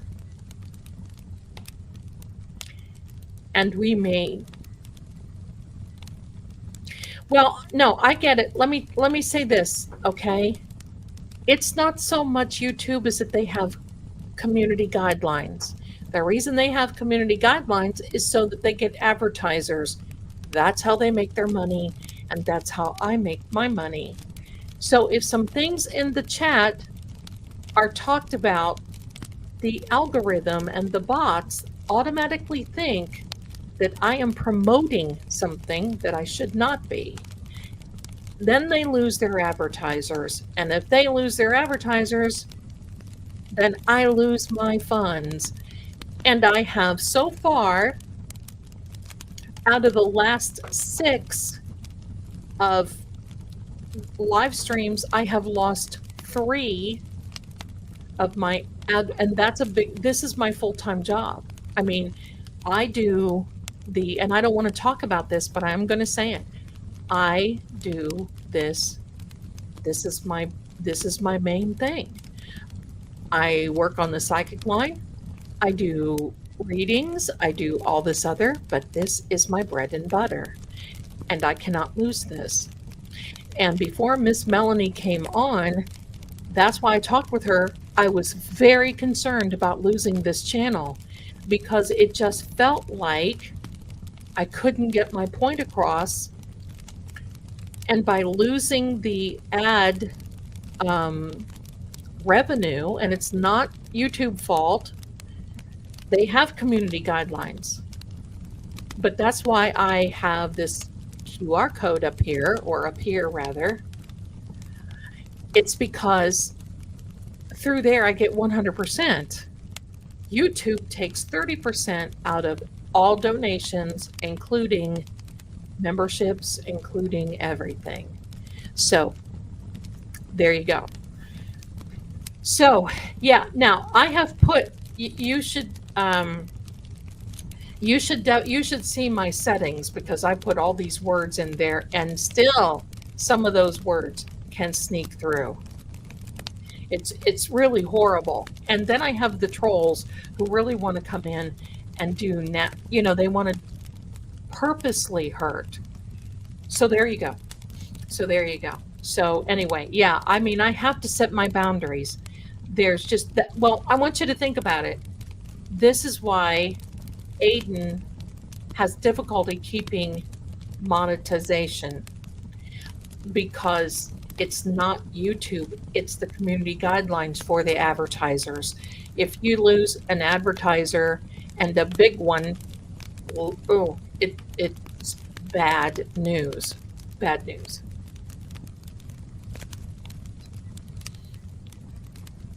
It doesn't matter what product you use better, or Irish Girl.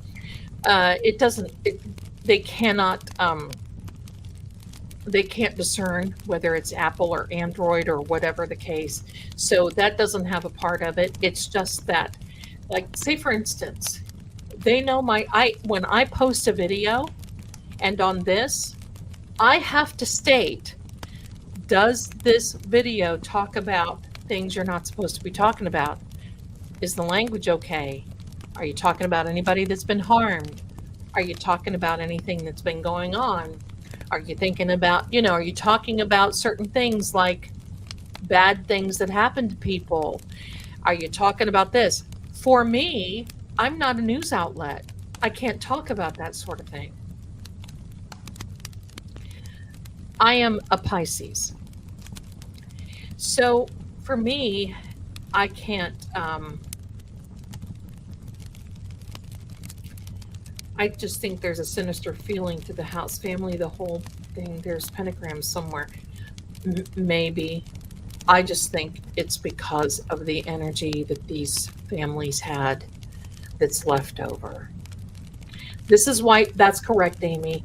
This is why people say unalived, red rum, taken out, grape, giraffe. This is why there's all these little funky, you know, words that you have to get. But I can tell you this, they've been said so many times. Now the algorithm is picking up on it. So we just have to be as respectful as possible. And, you know, because quite frankly, getting an audience on Rumble is horrible. They have so many trolls over there, and you just can't contain it. The talkie tick can't contain it, and you don't make any money on there. I'm just sorry. Yes, I do have Venmo. There's a Venmo QR code. I've got a little banner here. You don't have to, but my darlings, I appreciate it. I appreciate this. This is what I do. This is what I do. So the safe words are basically, you just think about it. Someone passed away. Someone did something to another person that caused them to pass away. I mean, yeah, it's a different way for us to be talking. But hello. And you know what? I don't have another platform to go to. And if I got demonetized, you know, I can't use True Oracle because it'll tank them because the algorithm is different. So I can't do that. I can't go to Twitch because my son is on Twitch. I'm just going to tell you, he's a gamer. He's a gamer, and I'm telling you, I have seen these troll type people come in and literally crucify people when I tried Kick one time, and Kick, you should have seen the messages that some troll came in and left me. It was horrible. I'm not going to do it again. So, you know, I just figure I have to look at YouTube as my child in some regard, and someone that I'm keeping so close to me that I love, because where else would I be able? Listen, you know what I wanted to do?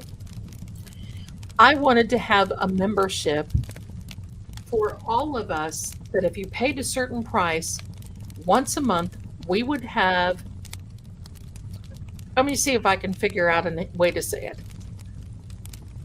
A mystery, a red rum mystery game that only members only that was in a certain category could do it. And do you know that YouTube said if you do that, and if you do it, and you're not approved to do it, we'll just shut you down.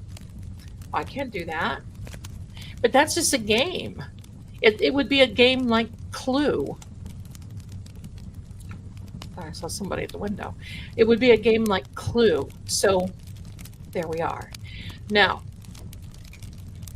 no, don't worry about it. Don't worry about it. I mean, this is why when you go on with Miss Melanie, this is why she's very strict in what she says. This is why, and it's many other creators that lose their ad stuff. Sometimes it's per channel. But there for a while, after losing 3 in a very short period of time, I was kind of scared. And you don't get a warning. They just take you down. Boom, done. And building another channel, I've been on here since 2018.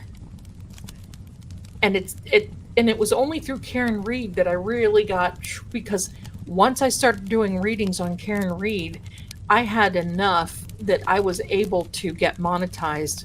I was monetized in 2 weeks. You have to have a certain view count, you have to have a certain subscriber account, you have to put in every time you upload a video, you have to say, this does not go against your guidelines. This, I mean, it's a business. We got to treat it like a business.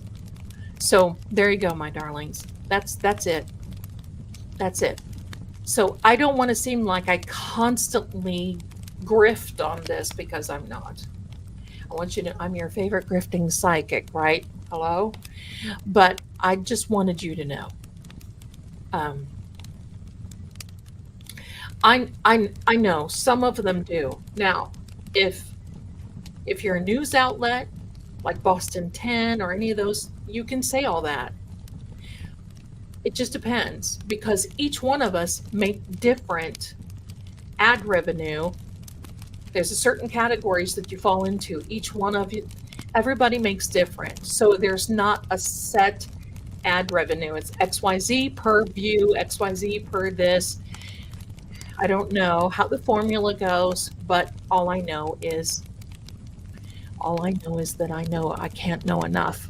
And I'm constantly taking classes. I'm constantly making art for other channels. I'm constantly doing things, because you don't know. You don't know. Some people have sent some things in, and oh my goodness, here we are. Jules, don't look, a beautiful lady. Oh my goodness, became a YouTube member. Welcome, for your generosity. Thank you so much.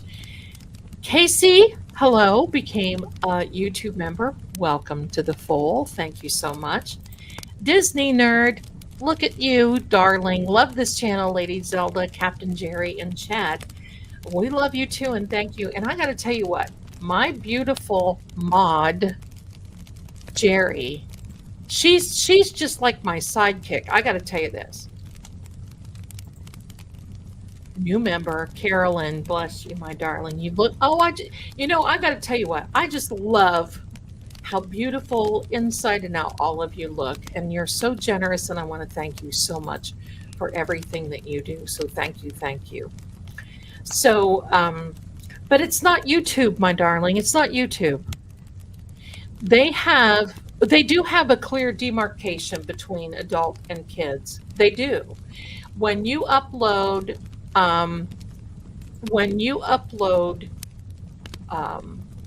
because they do have things like parent controls, but like when I upload a video, I have to specifically say, is this a content for kid or no? And those people who make kid content, their channels are so scrutinized, and they make a lot less. I mean, they don't hardly make anything. But frankly, I've tried Facebook, I've tried Instagram, this is the best outlet for me, because I can probably do the most here. I can do the most. Patreon, I'm on Patreon. So, but it's hard for me to put anything on there, because I have to use YouTube unlisted videos. And everything else costs a lot of money to put that on there. So there you go. There you go. Mel, hello, my darling. Look at that. I love it. Look at that. Oh my gosh. Is that a $2 bill? Mel Plum. Welcome to the membership fold. Thank you. Thank you. Oh yeah, I agree with you. I agree with you. And the way you have to look at it is just really a matter of time. The problem is they go through the creators that are live. So when you're live, it's like, but it is. I mean, it is I love that, Mel. I love it. It's a $2 bill. What's that song? $2. Anyway, there's a song. There we go. Oh, there we are. New member. Hello, Amanda. Thank you so much for being here. I love it. Thank you. Thank you. I love it. I have 2 paid memberships on YouTube, and this channel is one of them. I don't have a lot to spend. I appreciate that your memberships are affordable. That's the idea. That's the idea. I want you, this is your home. This is what I want. Okay. Lady Zelda, please explain to me how the feds got involved in our Karen's trial. Was it due to poor Sandra? I think it was before then, in my opinion. Nobody really knows. But I think that there were some things that were sniffing around. And I think that it was completely localized and concentrating on that particular DA office. I can say it that way. And then poor Sandra Birchmore happened. And then because DA Meatball is totally convinced that it was self-induced by, that's what he says. So he has never charged Matthew Farwell on a state level, which that's kind of an anomaly. But I don't know. I'm not a legal beagle. We'll have to ask Miss Mel or whomever else you talk with. But it seems that it's just that weird. I know people, agents, of course they don't say anything, but they don't like things. But there's going to be some things that are going to be happening in Massachusetts right now. They're not going to be good for a lot of people. And it is a statewide thing, and I hope it doesn't happen. So there we go. Try Substack. I've tried. The biggest thing is moving your audience, because look how many I have of you. Can I move 12,000 people? That gets hard. So, if I just had 200 or 300 and I went, then it would not be so bad. But I'm not 12,000. I'm at 11,150, 60, something like that. Almost 11,200 is what I was thinking. That's hard. And even with True Oracle, trying to move 4,000 people becomes tough. But I appreciate it, because you know what? I'm going to just tell you this. If something happens and I go out into the great unknown and you can't find this channel, look for True Oracle. And that's why I want you to become members over there too, because look for True Oracle. Because I will definitely put something in the community tabs over there, and we'll do some things. But I really don't want her channel taken down either. So, but I think it'll be okay. Terry, bless you. Lady Zelda, love you back. You work so hard for us. Blessings. Well, you know what? Quality. Let me tell you what. Oh, I still have my earpiece in. Hello. Why is that happening? That's not good. My earpiece for work.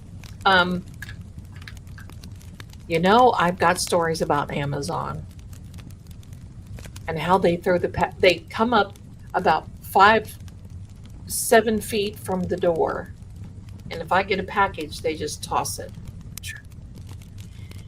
Well, I ordered cat food because I get all my cat food from Amazon. It's cheaper. It's Rachel Ray, but it's cheaper to have it delivered, and it's cheaper per pound to buy it on Amazon and have it delivered than it is for me to buy it in the grocery store. Buy about $5 a bag. Woofy. So I always buy it on Amazon. And I needed to get some hair detangler because the ends are starting to get some serious nap action here. So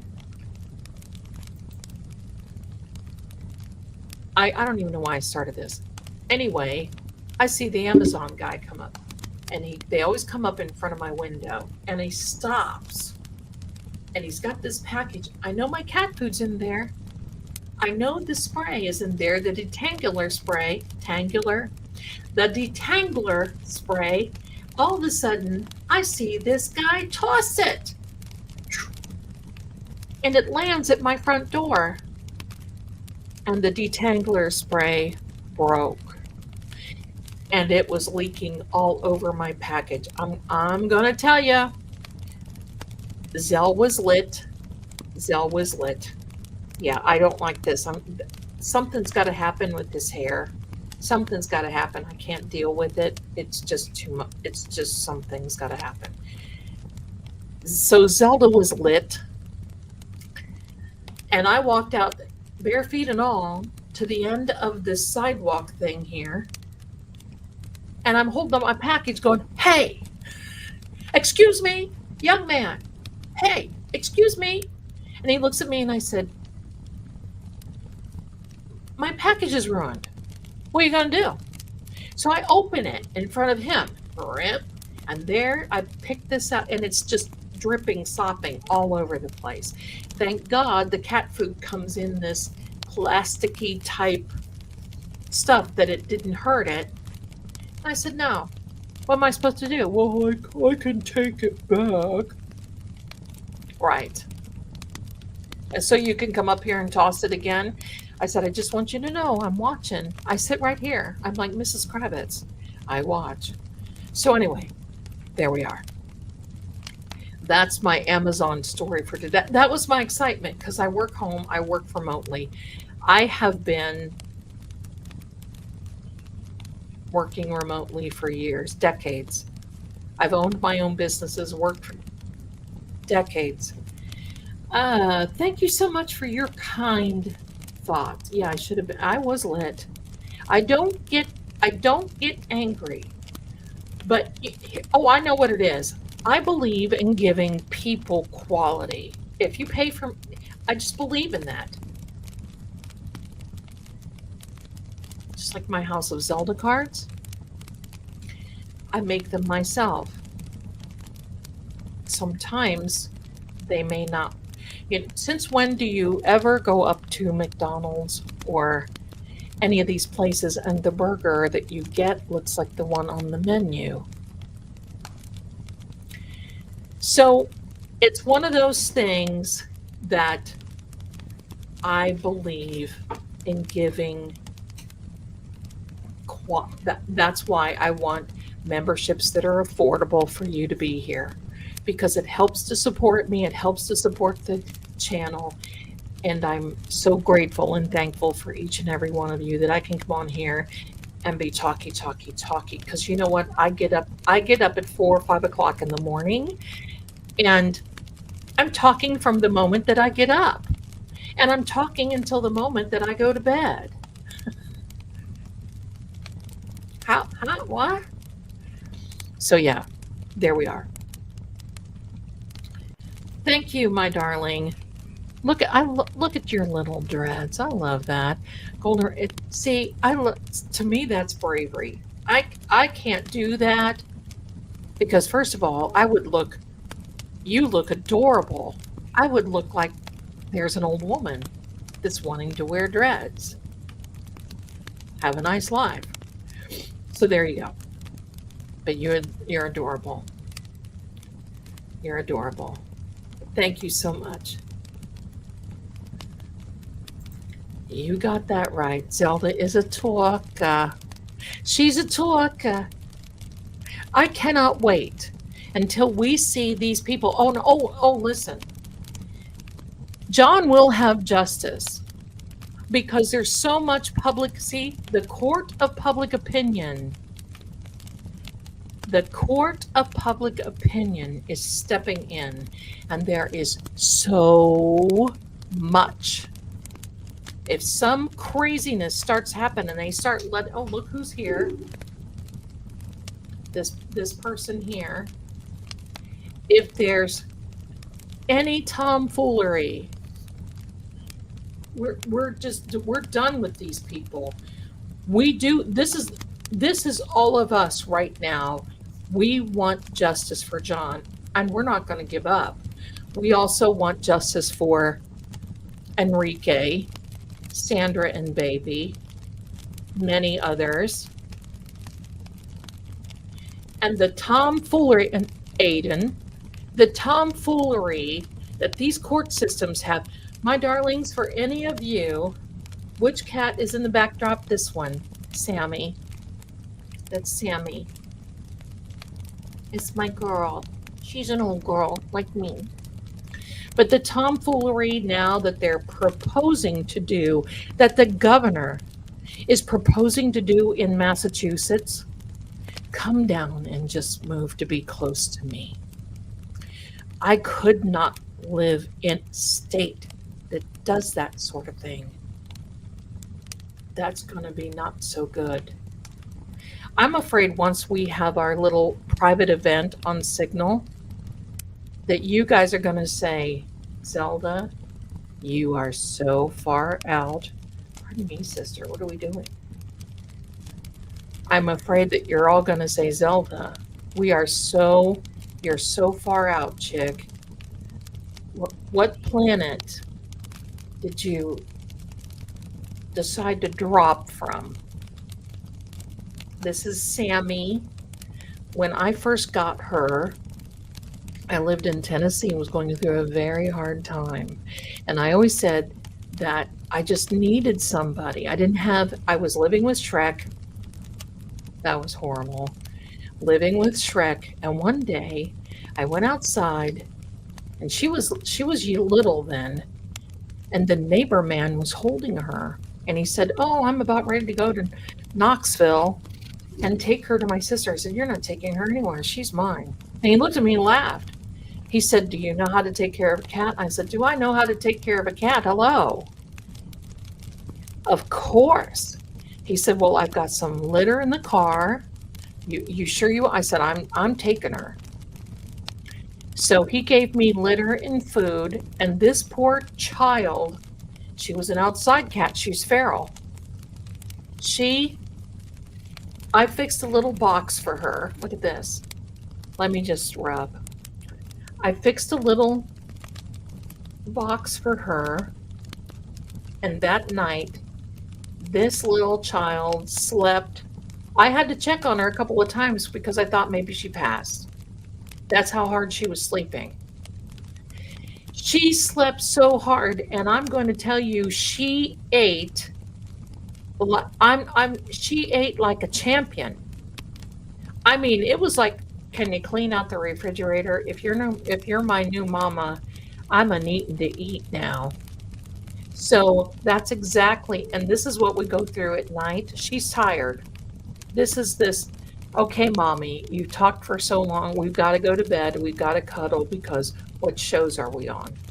And I'm running out of shows because Gilded Age now is done. Outlander is done. Okay, sister. So, Just Like That is done. So anyway, this little sweet pea, I don't know if I can do the new Dexter. I don't know if I can do that. Severance from Apple TV is not on. Boy, that's a good one. And, I hate to go back through the old, Virgin River. That's on Netflix, that show. So anyway, she eats me, just eat, eat, eat, eat, eat. So she didn't know how to go to the bathroom.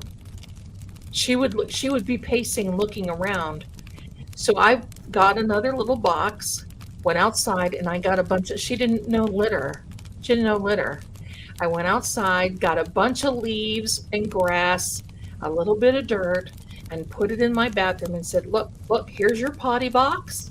See, right there's mommy's. This is yours. I saw Landman. Go to, Bloodline was so good on Netflix. Hello.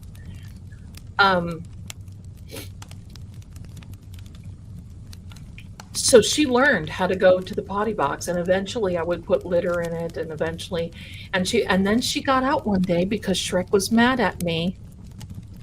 And he pushed her outside, and she ran. Oh, I was just devastated. She came back the next day, and just a few weeks later, we had the first litter of babies. That's where Riley came from. So anyway, she's a girl, but she's here with Mama. Look at her. She's like, whatever. I don't give. I'm here for the duration. So she's an old girl like Mama. Sorry. She's gonna be here. So anyway, that's about it. That's what's going on. I need blood. Oh yeah, gosh. Me too. Bloodline. Hello. What's that guy's name? I was like, oh my gosh. I love programs like that. But you know what I told my son last night? Tulsa King, I saw. I told my son last night, I said, we had Lord of the Rings, epic stuff. We had The Hobbit. We had Game of Thrones, yes. Ozark. Hello. Ozark. Where are the epic stories? I want to see some epic stuff here. Then there was the what was it, the off thing of Game of Thrones. I forget what that one's called. I watched that one. See, I don't watch regular stuff. Then I went through all the vampire movies. True Blood. Then there was the originals. I like that. Then it started getting stupid. I want to see some stuff. I don't know, their storylines, there was a problem there. You better back up, Petey. You know how she is. She won't watch this. She's looking at Petey. You're going to get in trouble. You see these eyes? It's like, glare, glare, glare. So, Queen's Gambit, saw that one. I mean, Discovery of Witches, hello. Was that not good? Oh. So I've seen them all. And then I've got House of Dragons. That's it. Thank you. Thank you, Mitchell. Thank you. Thank you. Mitchell Samuels. Thank you. Sparkly vampires. Yeah.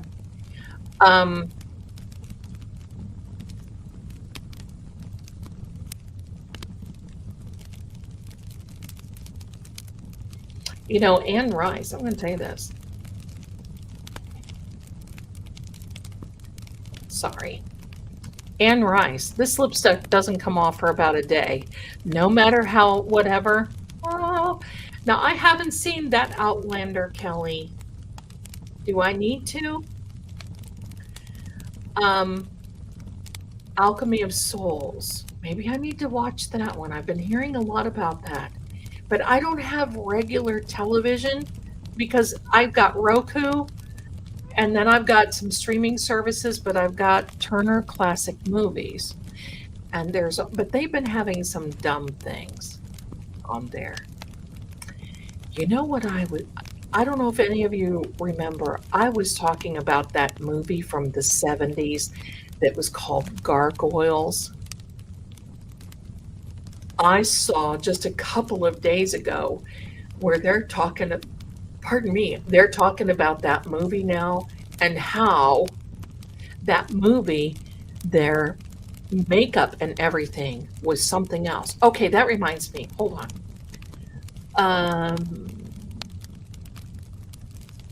It's dropped off. It was prequel series. Yes, I'm thinking I might see that.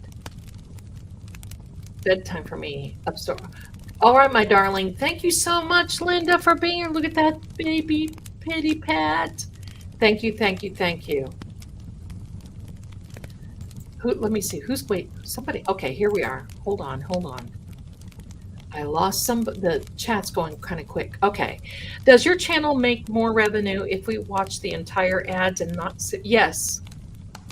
Yes. If you could do that, if you can stomach seeing the ads, thank you. If you cannot donate, If you cannot do any of that, just watch an ad or two that comes up, please. Now, I don't know if this happens, but the Tubi here is supposed to be rolling out this thing that while you're watching, if you don't have YouTube Premium, while you're watching, you're still supposed to be able to see me, and an ad is still supposed to be coming on. I don't know. They've only rolled that out for a few people.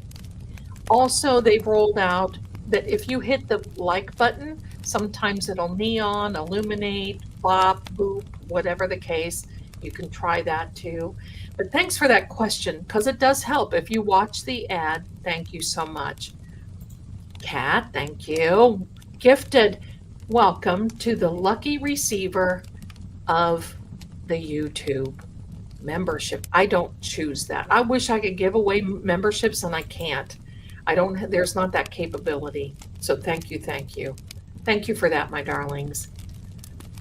Lady Z, do you watch Svengoolie Saturdays? Sometimes I do. And there's another one. There's another one that comes on, and they play these old movies. And it's this, he's from the UK, I think, and they have this lurch-looking guy. Who is that? Oh my gosh, I can see it now. He's got like dark black hair that's kind of fuzzy, and he sits in this chair. And then this young girl that comes through, she's got a pretty dress on, but she's got some different makeup on. Okay. Oh, Kelly, look at this. My Kelly Austin. Hi. My Austin says, hi, first line. Oh, hi, Austin. Hi, my darling. Thanks for being here. Thanks for being here. So happy that you are. I hope you're having a good day. Hope you're having a good night. Thanks for being here, because I love it. And we are 227 people that are watching. So the energy is ripe for the taking. There you go. Hold on. I haven't watched the most recent season, but I need to. Okay. Oh, hold on. Christy said, yes, oh, look how beautiful you are, my darling. Yes, I can see you and the ad. Oh, how cool is that? Thank you. Thank you. Because I think it's supposed to be so you don't miss anything that's going on. I think. So I don't know. I don't know. On BB. Same here. I don't see Lady Zelda either. Aw. Oh, I know. Listen, I'm spoiled by YouTube Premium. Believe me, I am spoiled by that. Believe me. Let me see.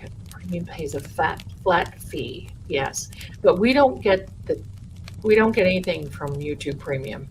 So if you get YouTube Premium, the creators, it goes directly to YouTube.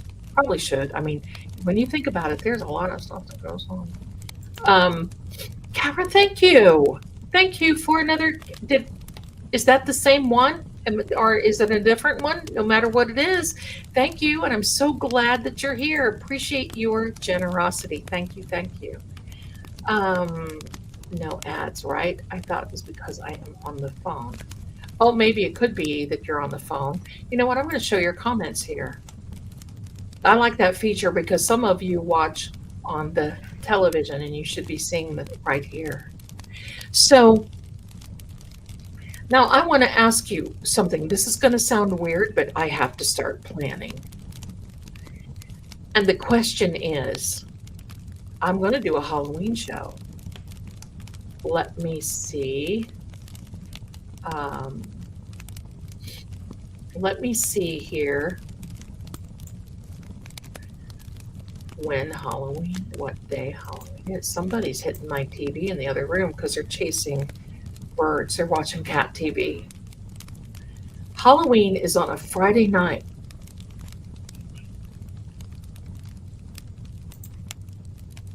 I think I'm going to ask a special guest, maybe 2 or 3 special guests to come on. So yes, I want to do a Halloween show. And any of your suggestions, I will take very much consideration. So please, please think. Halloween is on a Friday night. Ooh, I got some Halloween stories. Ooh, of Halloween haunted houses that I used to work in as a grifting gypsy psychic. Gee, go figure. Um, Judy F. Good question, my dear. Oh, looky there. Do you choose which ads run, or is it's just random? The ads choose me. It's the ad. Now, I've seen some rank ads go on some, like adult. I can go on and filter who, what ads come on my channel because, sometimes you do have kids watching and I don't want that stuff. So, um, I have a filter. That's it. It's whoever says, "Oh, there's a grifting psychic. We can get some ads out of her." Yeah, okay. That's pretty much what they do. So yeah, very rank. Hello. I wish I could do a live ghost hunt with microdots. And I don't know if you heard on Saturday night, Miss Melanie and I want to do something, and we're going to invite Richie also. Don't know when this is all coming because I've got things now. I'm booked, I'm working, and I want to get moved, but we'll do all this. Yes, yes.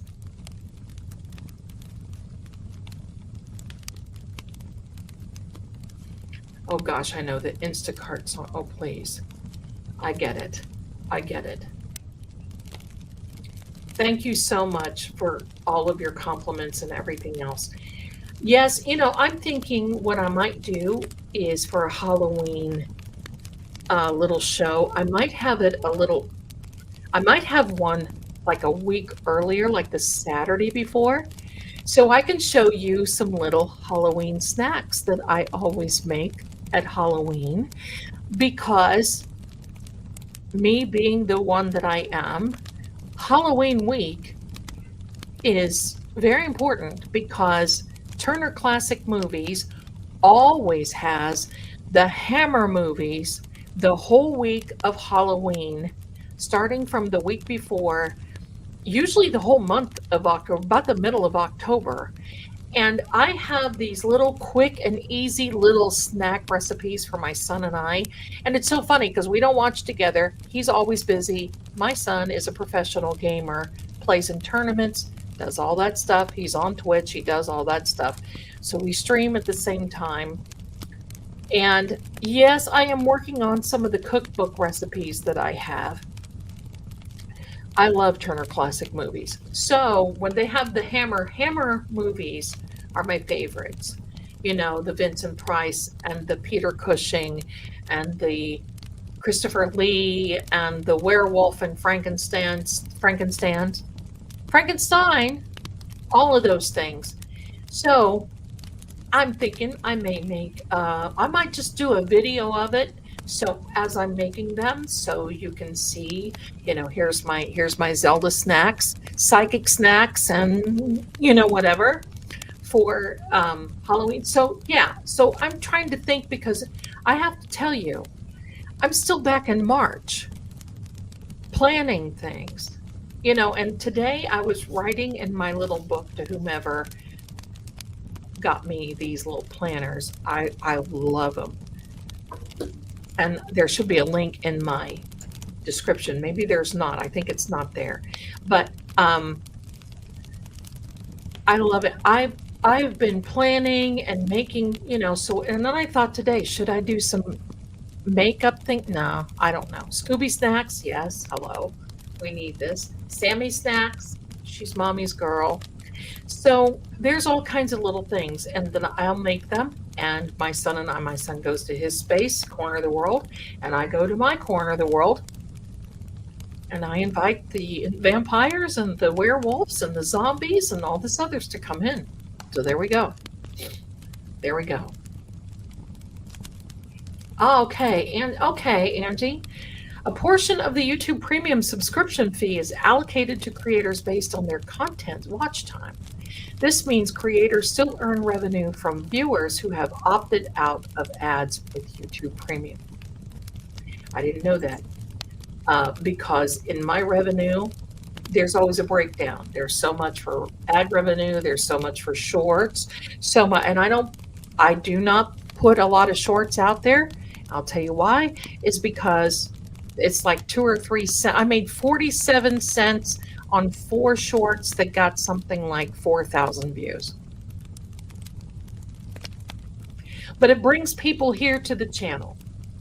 So I don't see anything. Maybe I'll look a little closer. I've never seen anything from YouTube Premium. Maybe my channel is too small. I don't know. I don't know. I've not seen anything with True Oracle either. So I don't know, my darlings. So there you are. Oh no, that's so helpful. Don't be, no, I appreciate it. That was very helpful. That was very helpful. I would love to see Melanie here for that. I think she would love that. Thank you much. Well, I'm thinking I will invite her. If you're watching, Miss Melanie, if you can come with us for Halloween. But it's a Friday night. She may have plans. She's got kids. But I'll ask because I know she'll come back again, and we want her. And I think she had a really good time. I think she did. I'm just really thrilled about that, quite frankly. And I was a little nervous because I thought, well, here's Miss Melanie. And, you know, I know some other creators that had somebody on and their interviews would tank a little bit. I knew it wasn't going to happen, but you know, she just means so much to me. And so I didn't want her to feel disrespected, or I didn't want her to feel uncomfortable or anything like that. But the moment that she started talking about a lot of things, spirit box and all this, hello. Yeah, she's lovely inside and out. We're definitely going to invite her again. She'll be on again. She'll be on again. I love it. Love to watch shorts also. Yeah, I like to watch them too, but I watch them on the Talkie Tick. So there you go. Now, I don't know. I'm thinking for a Halloween show that I was thank you so much, everyone. You guys are just, I have the best chat. Well, most of you are on with Melanie anyway. But I was thinking for Halloween to tell some of the things about a vampire worse than Vlad, the vampire in, you know, Ottoman. It is a female. I was thinking about telling some of those stories. Werewolf, not my nice vampires. Vampires from the past. Things about that sort of thing. Maybe. I don't know. We'll see. We'll see. Yeah, she really, well, Ms. Melanie is an empath. It is Elizabeth Bathory. Elizabeth Bathory that makes Vlad look like Ronald McDonald. I was so happy. She just really she really enjoyed it. I know she did. And that makes me really happy because I want her to feel very happy here. Yes, that's what she's been called.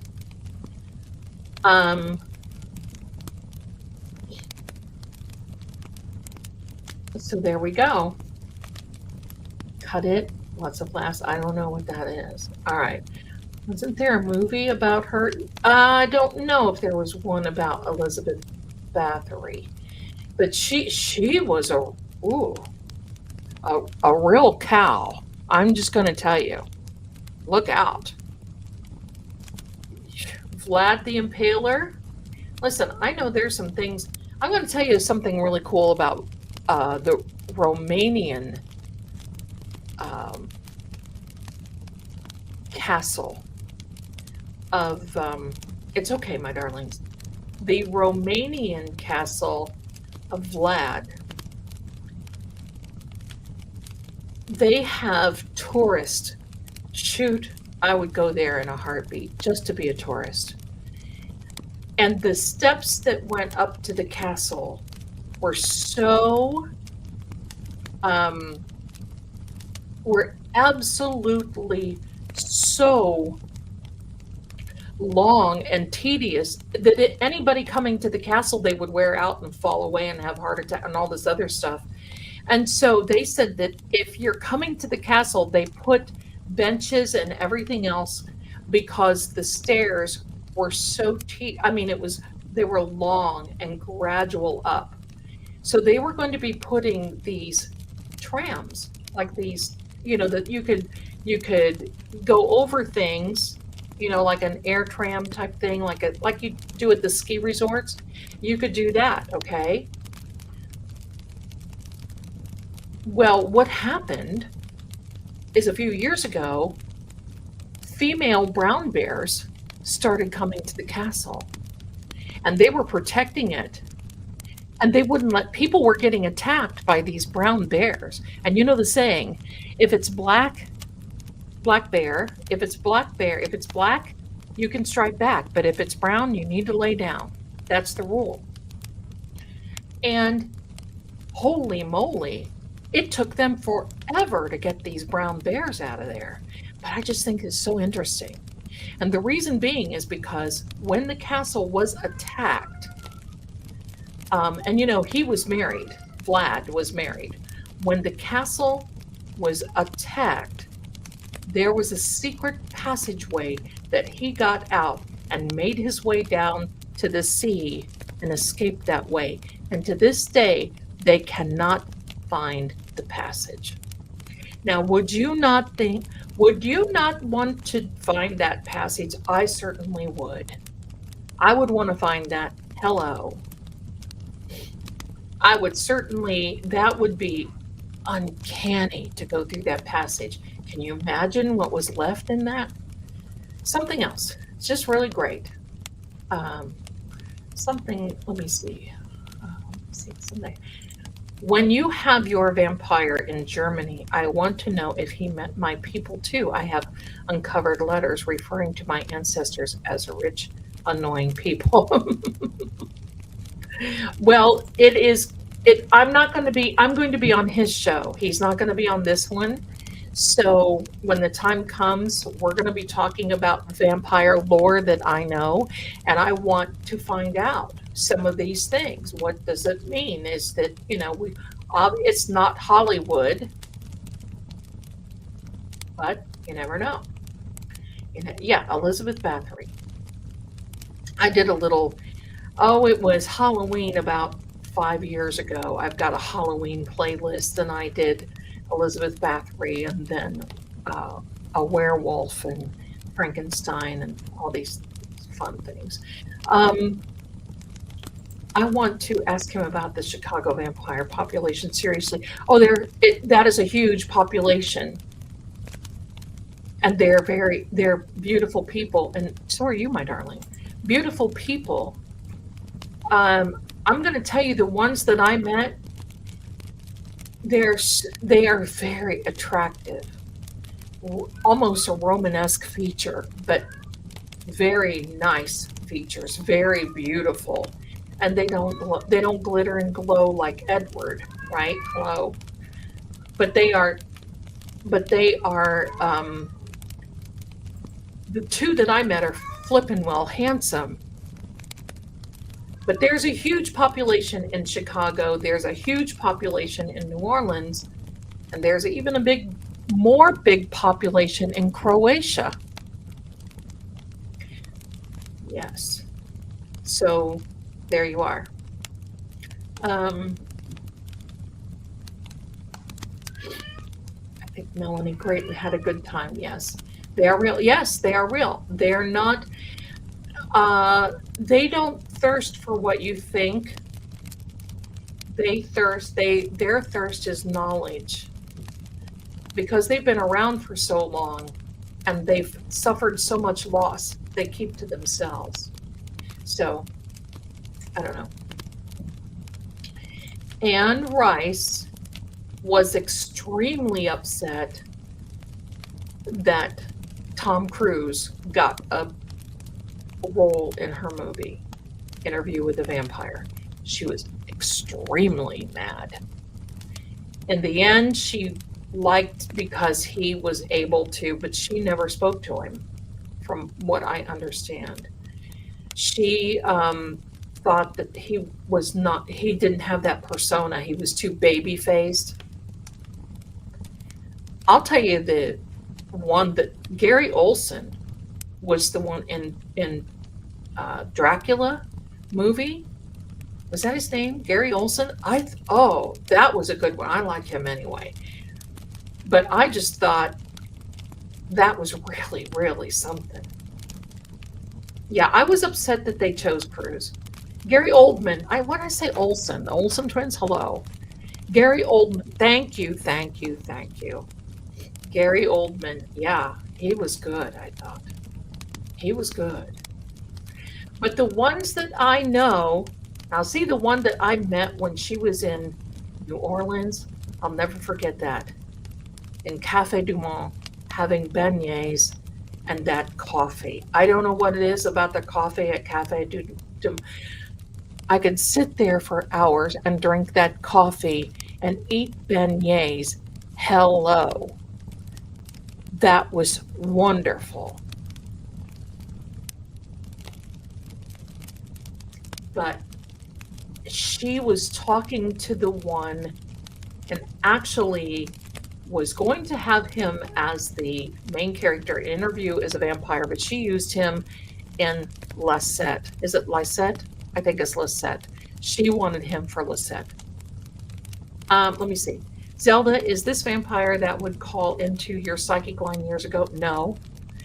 That one, I am convinced, is Jacques Saint James from New Orleans. Lestat.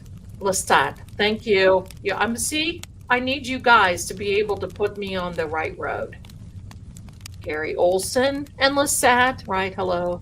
So Gary Oldman and Lestat. Yes. Oh, French kiss. Yes. Hello. Gotcha. I couldn't remember. Yeah, so there are 3 that I have met in my life. And this one actually reached out to me. I do the graphics on his channel.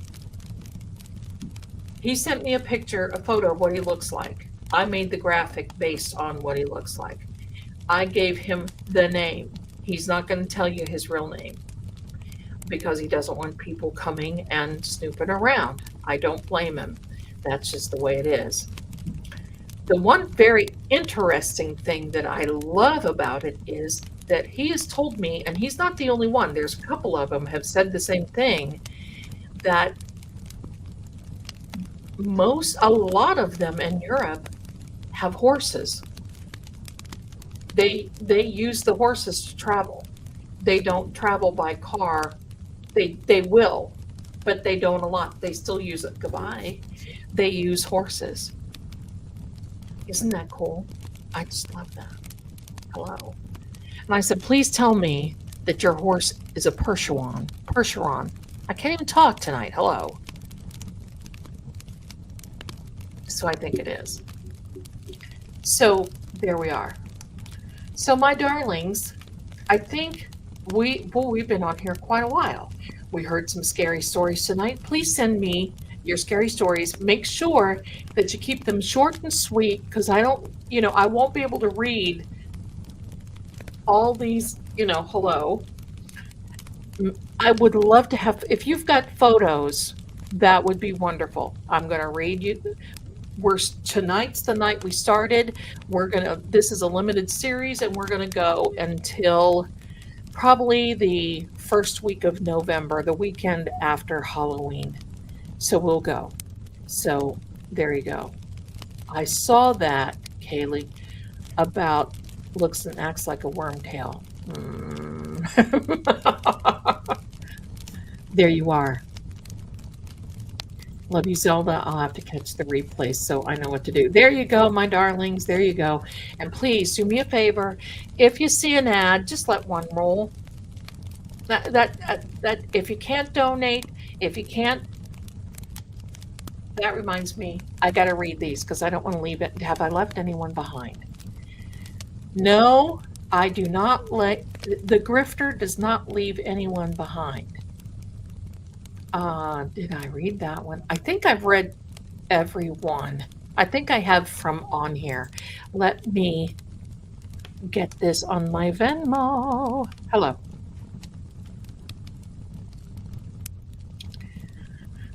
Nancy, bless you, my darling. Thank you so much for your sweet help. Thank you, thank you. Jana, appreciate you. You're very generous. Sharon, there's no apologies needed. There's no nothing. We're good. We're all good. Patty, for whatever please you, beautiful lady. Thank you, Zelda, so much for all you do. Love and appreciate you. Thank you so much. You guys are top shelf. Top shelf. Now, if you donate in Cash App, Cash App doesn't allow us to say, oh, thank you very much, my darling. So just know if I heart it, there you are. Okay. So I don't get to do that if not. Let me see. Nancy Newton. All right. So let me see if anything else is coming about. No. Let me see some final things. I watch the ads, but I can't do the 12-minute infomercial. Oh no, we don't. No, we won't. We won't do. I won't make you do the infomercials. Mercy Brown case. Don't know the Mercy Brown case, or do I? Maybe I need to look into that. Thank you, Captain Jerry. Please, everyone, this is my captain of the ship, and I want to tell you this. She is top shelf, my Jerry, because I actually mentioned to her today, I would love to go to 34 Fairview. And she's like, I'll drive you.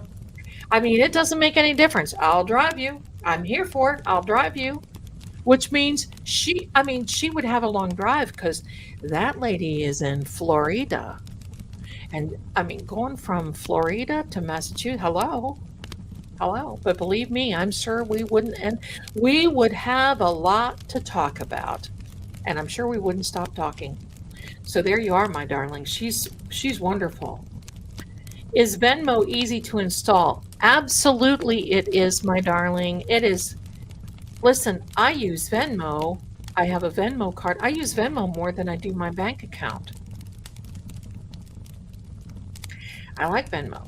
And Venmo's really nice because it's instantaneous no matter what. If you remember the old days when you would have to cash a check and you go to the bank and you better make sure you made it on Friday night if you wanted any do-re-mi because we didn't have ATM cards, we didn't have anything else, and there wasn't any way except for going down to the grocery store or the corner store and cashing a check.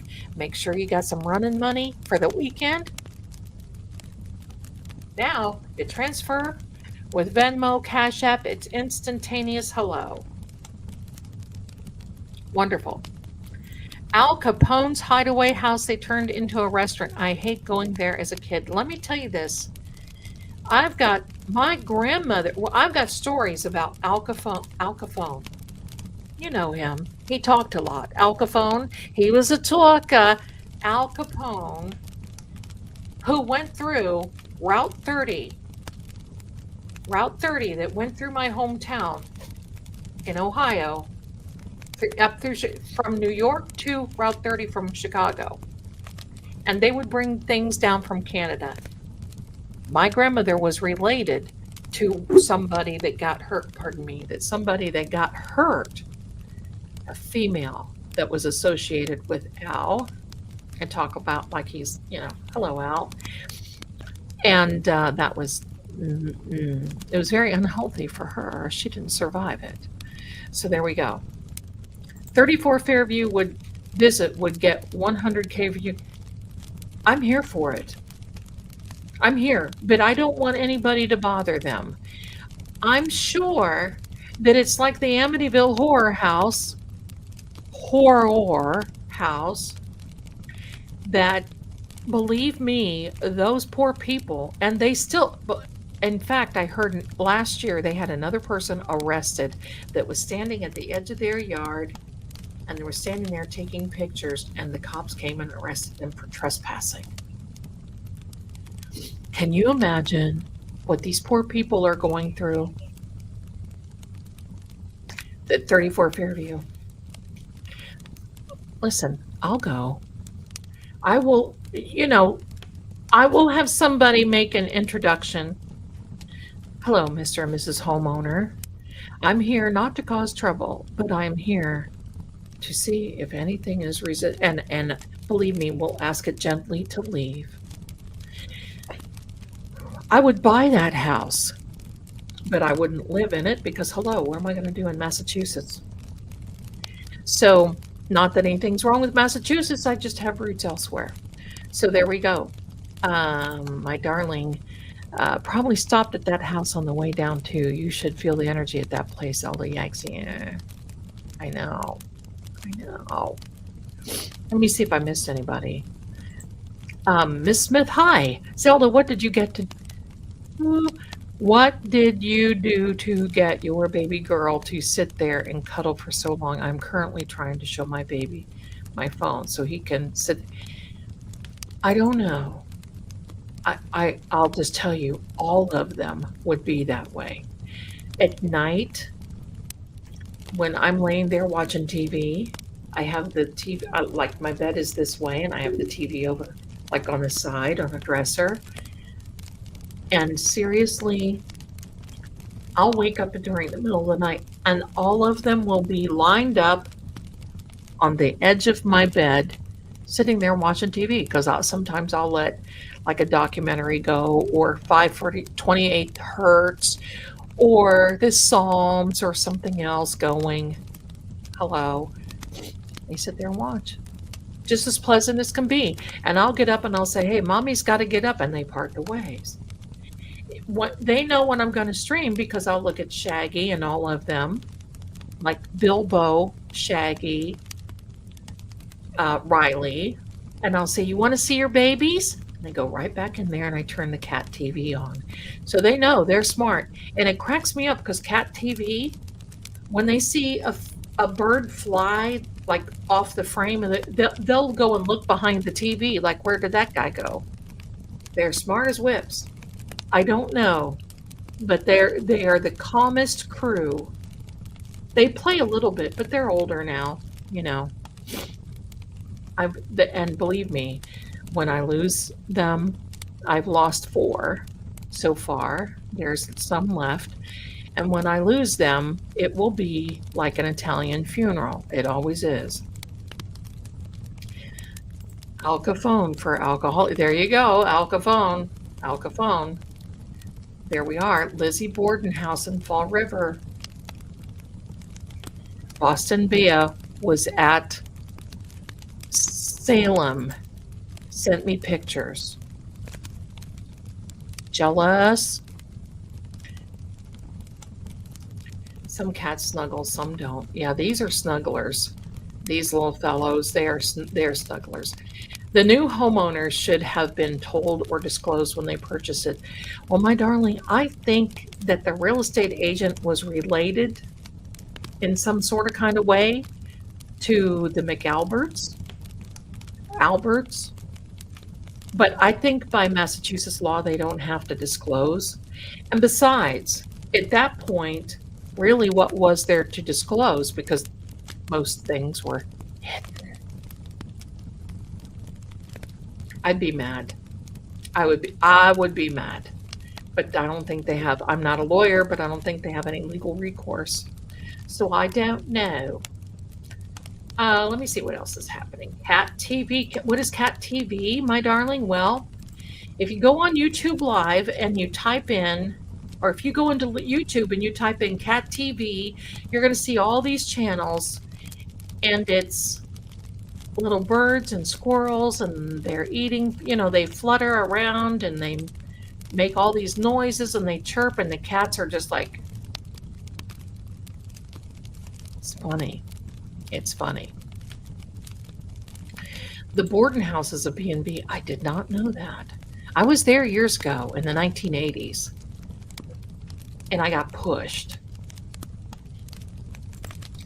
Let me see. I love Salem. Let me see.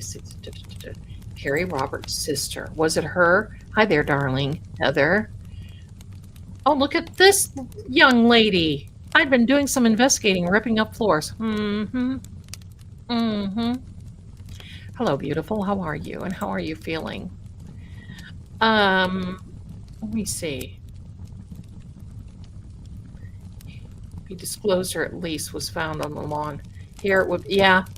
In some of the states that I've been to, you have to say, look, there was a problem outside. Somebody was a talker. Anyway, it is what it is. My darlings, I'm so glad that you're here. Thank you. I mean, I kind of stumbled through it tonight, but I want to thank you for help. I'm being haunted. Some weird things happened beforehand. I want to thank you so much for being here. I love each and every one of you. I have a little outro. If you do me a favor and watch that, and while you're saying goodbye to everyone, and I will see you Saturday night. We'll do some EVPs. We'll do some other things. And I mean, who knows? You never know. Miss Melanie watches. She may want to pop in. We don't know. If she does, come on. Everybody's welcome. Thank you so much. Thanks for putting up with me and my stories. I'm here for it, but thanks so much for understanding and for your generosity. It helps me, it helps the channel. Do me a favor before you go, if you haven't already, True Oracle's link is pinned in my chat. Please go and subscribe. Well, let's get that channel up to 4,000 so Saturday night we can have a big giveaway. And that is the plan. We're going to celebrate, have a big giveaway. You just don't know. You just don't know what little Zelda has in mind to give away. Look out. So glad you're here. So thank you so much, my darlings. Prepare, get ready. Let me get rid of these banners. I have to do that before I run the outro. I want to thank you once again. You guys are amazing. And thanks to my beautiful mod, Captain Jerry. You guys are the best. So I just love having you here. So without further ado, have a good evening, everyone. Thanks for being here. See you soon.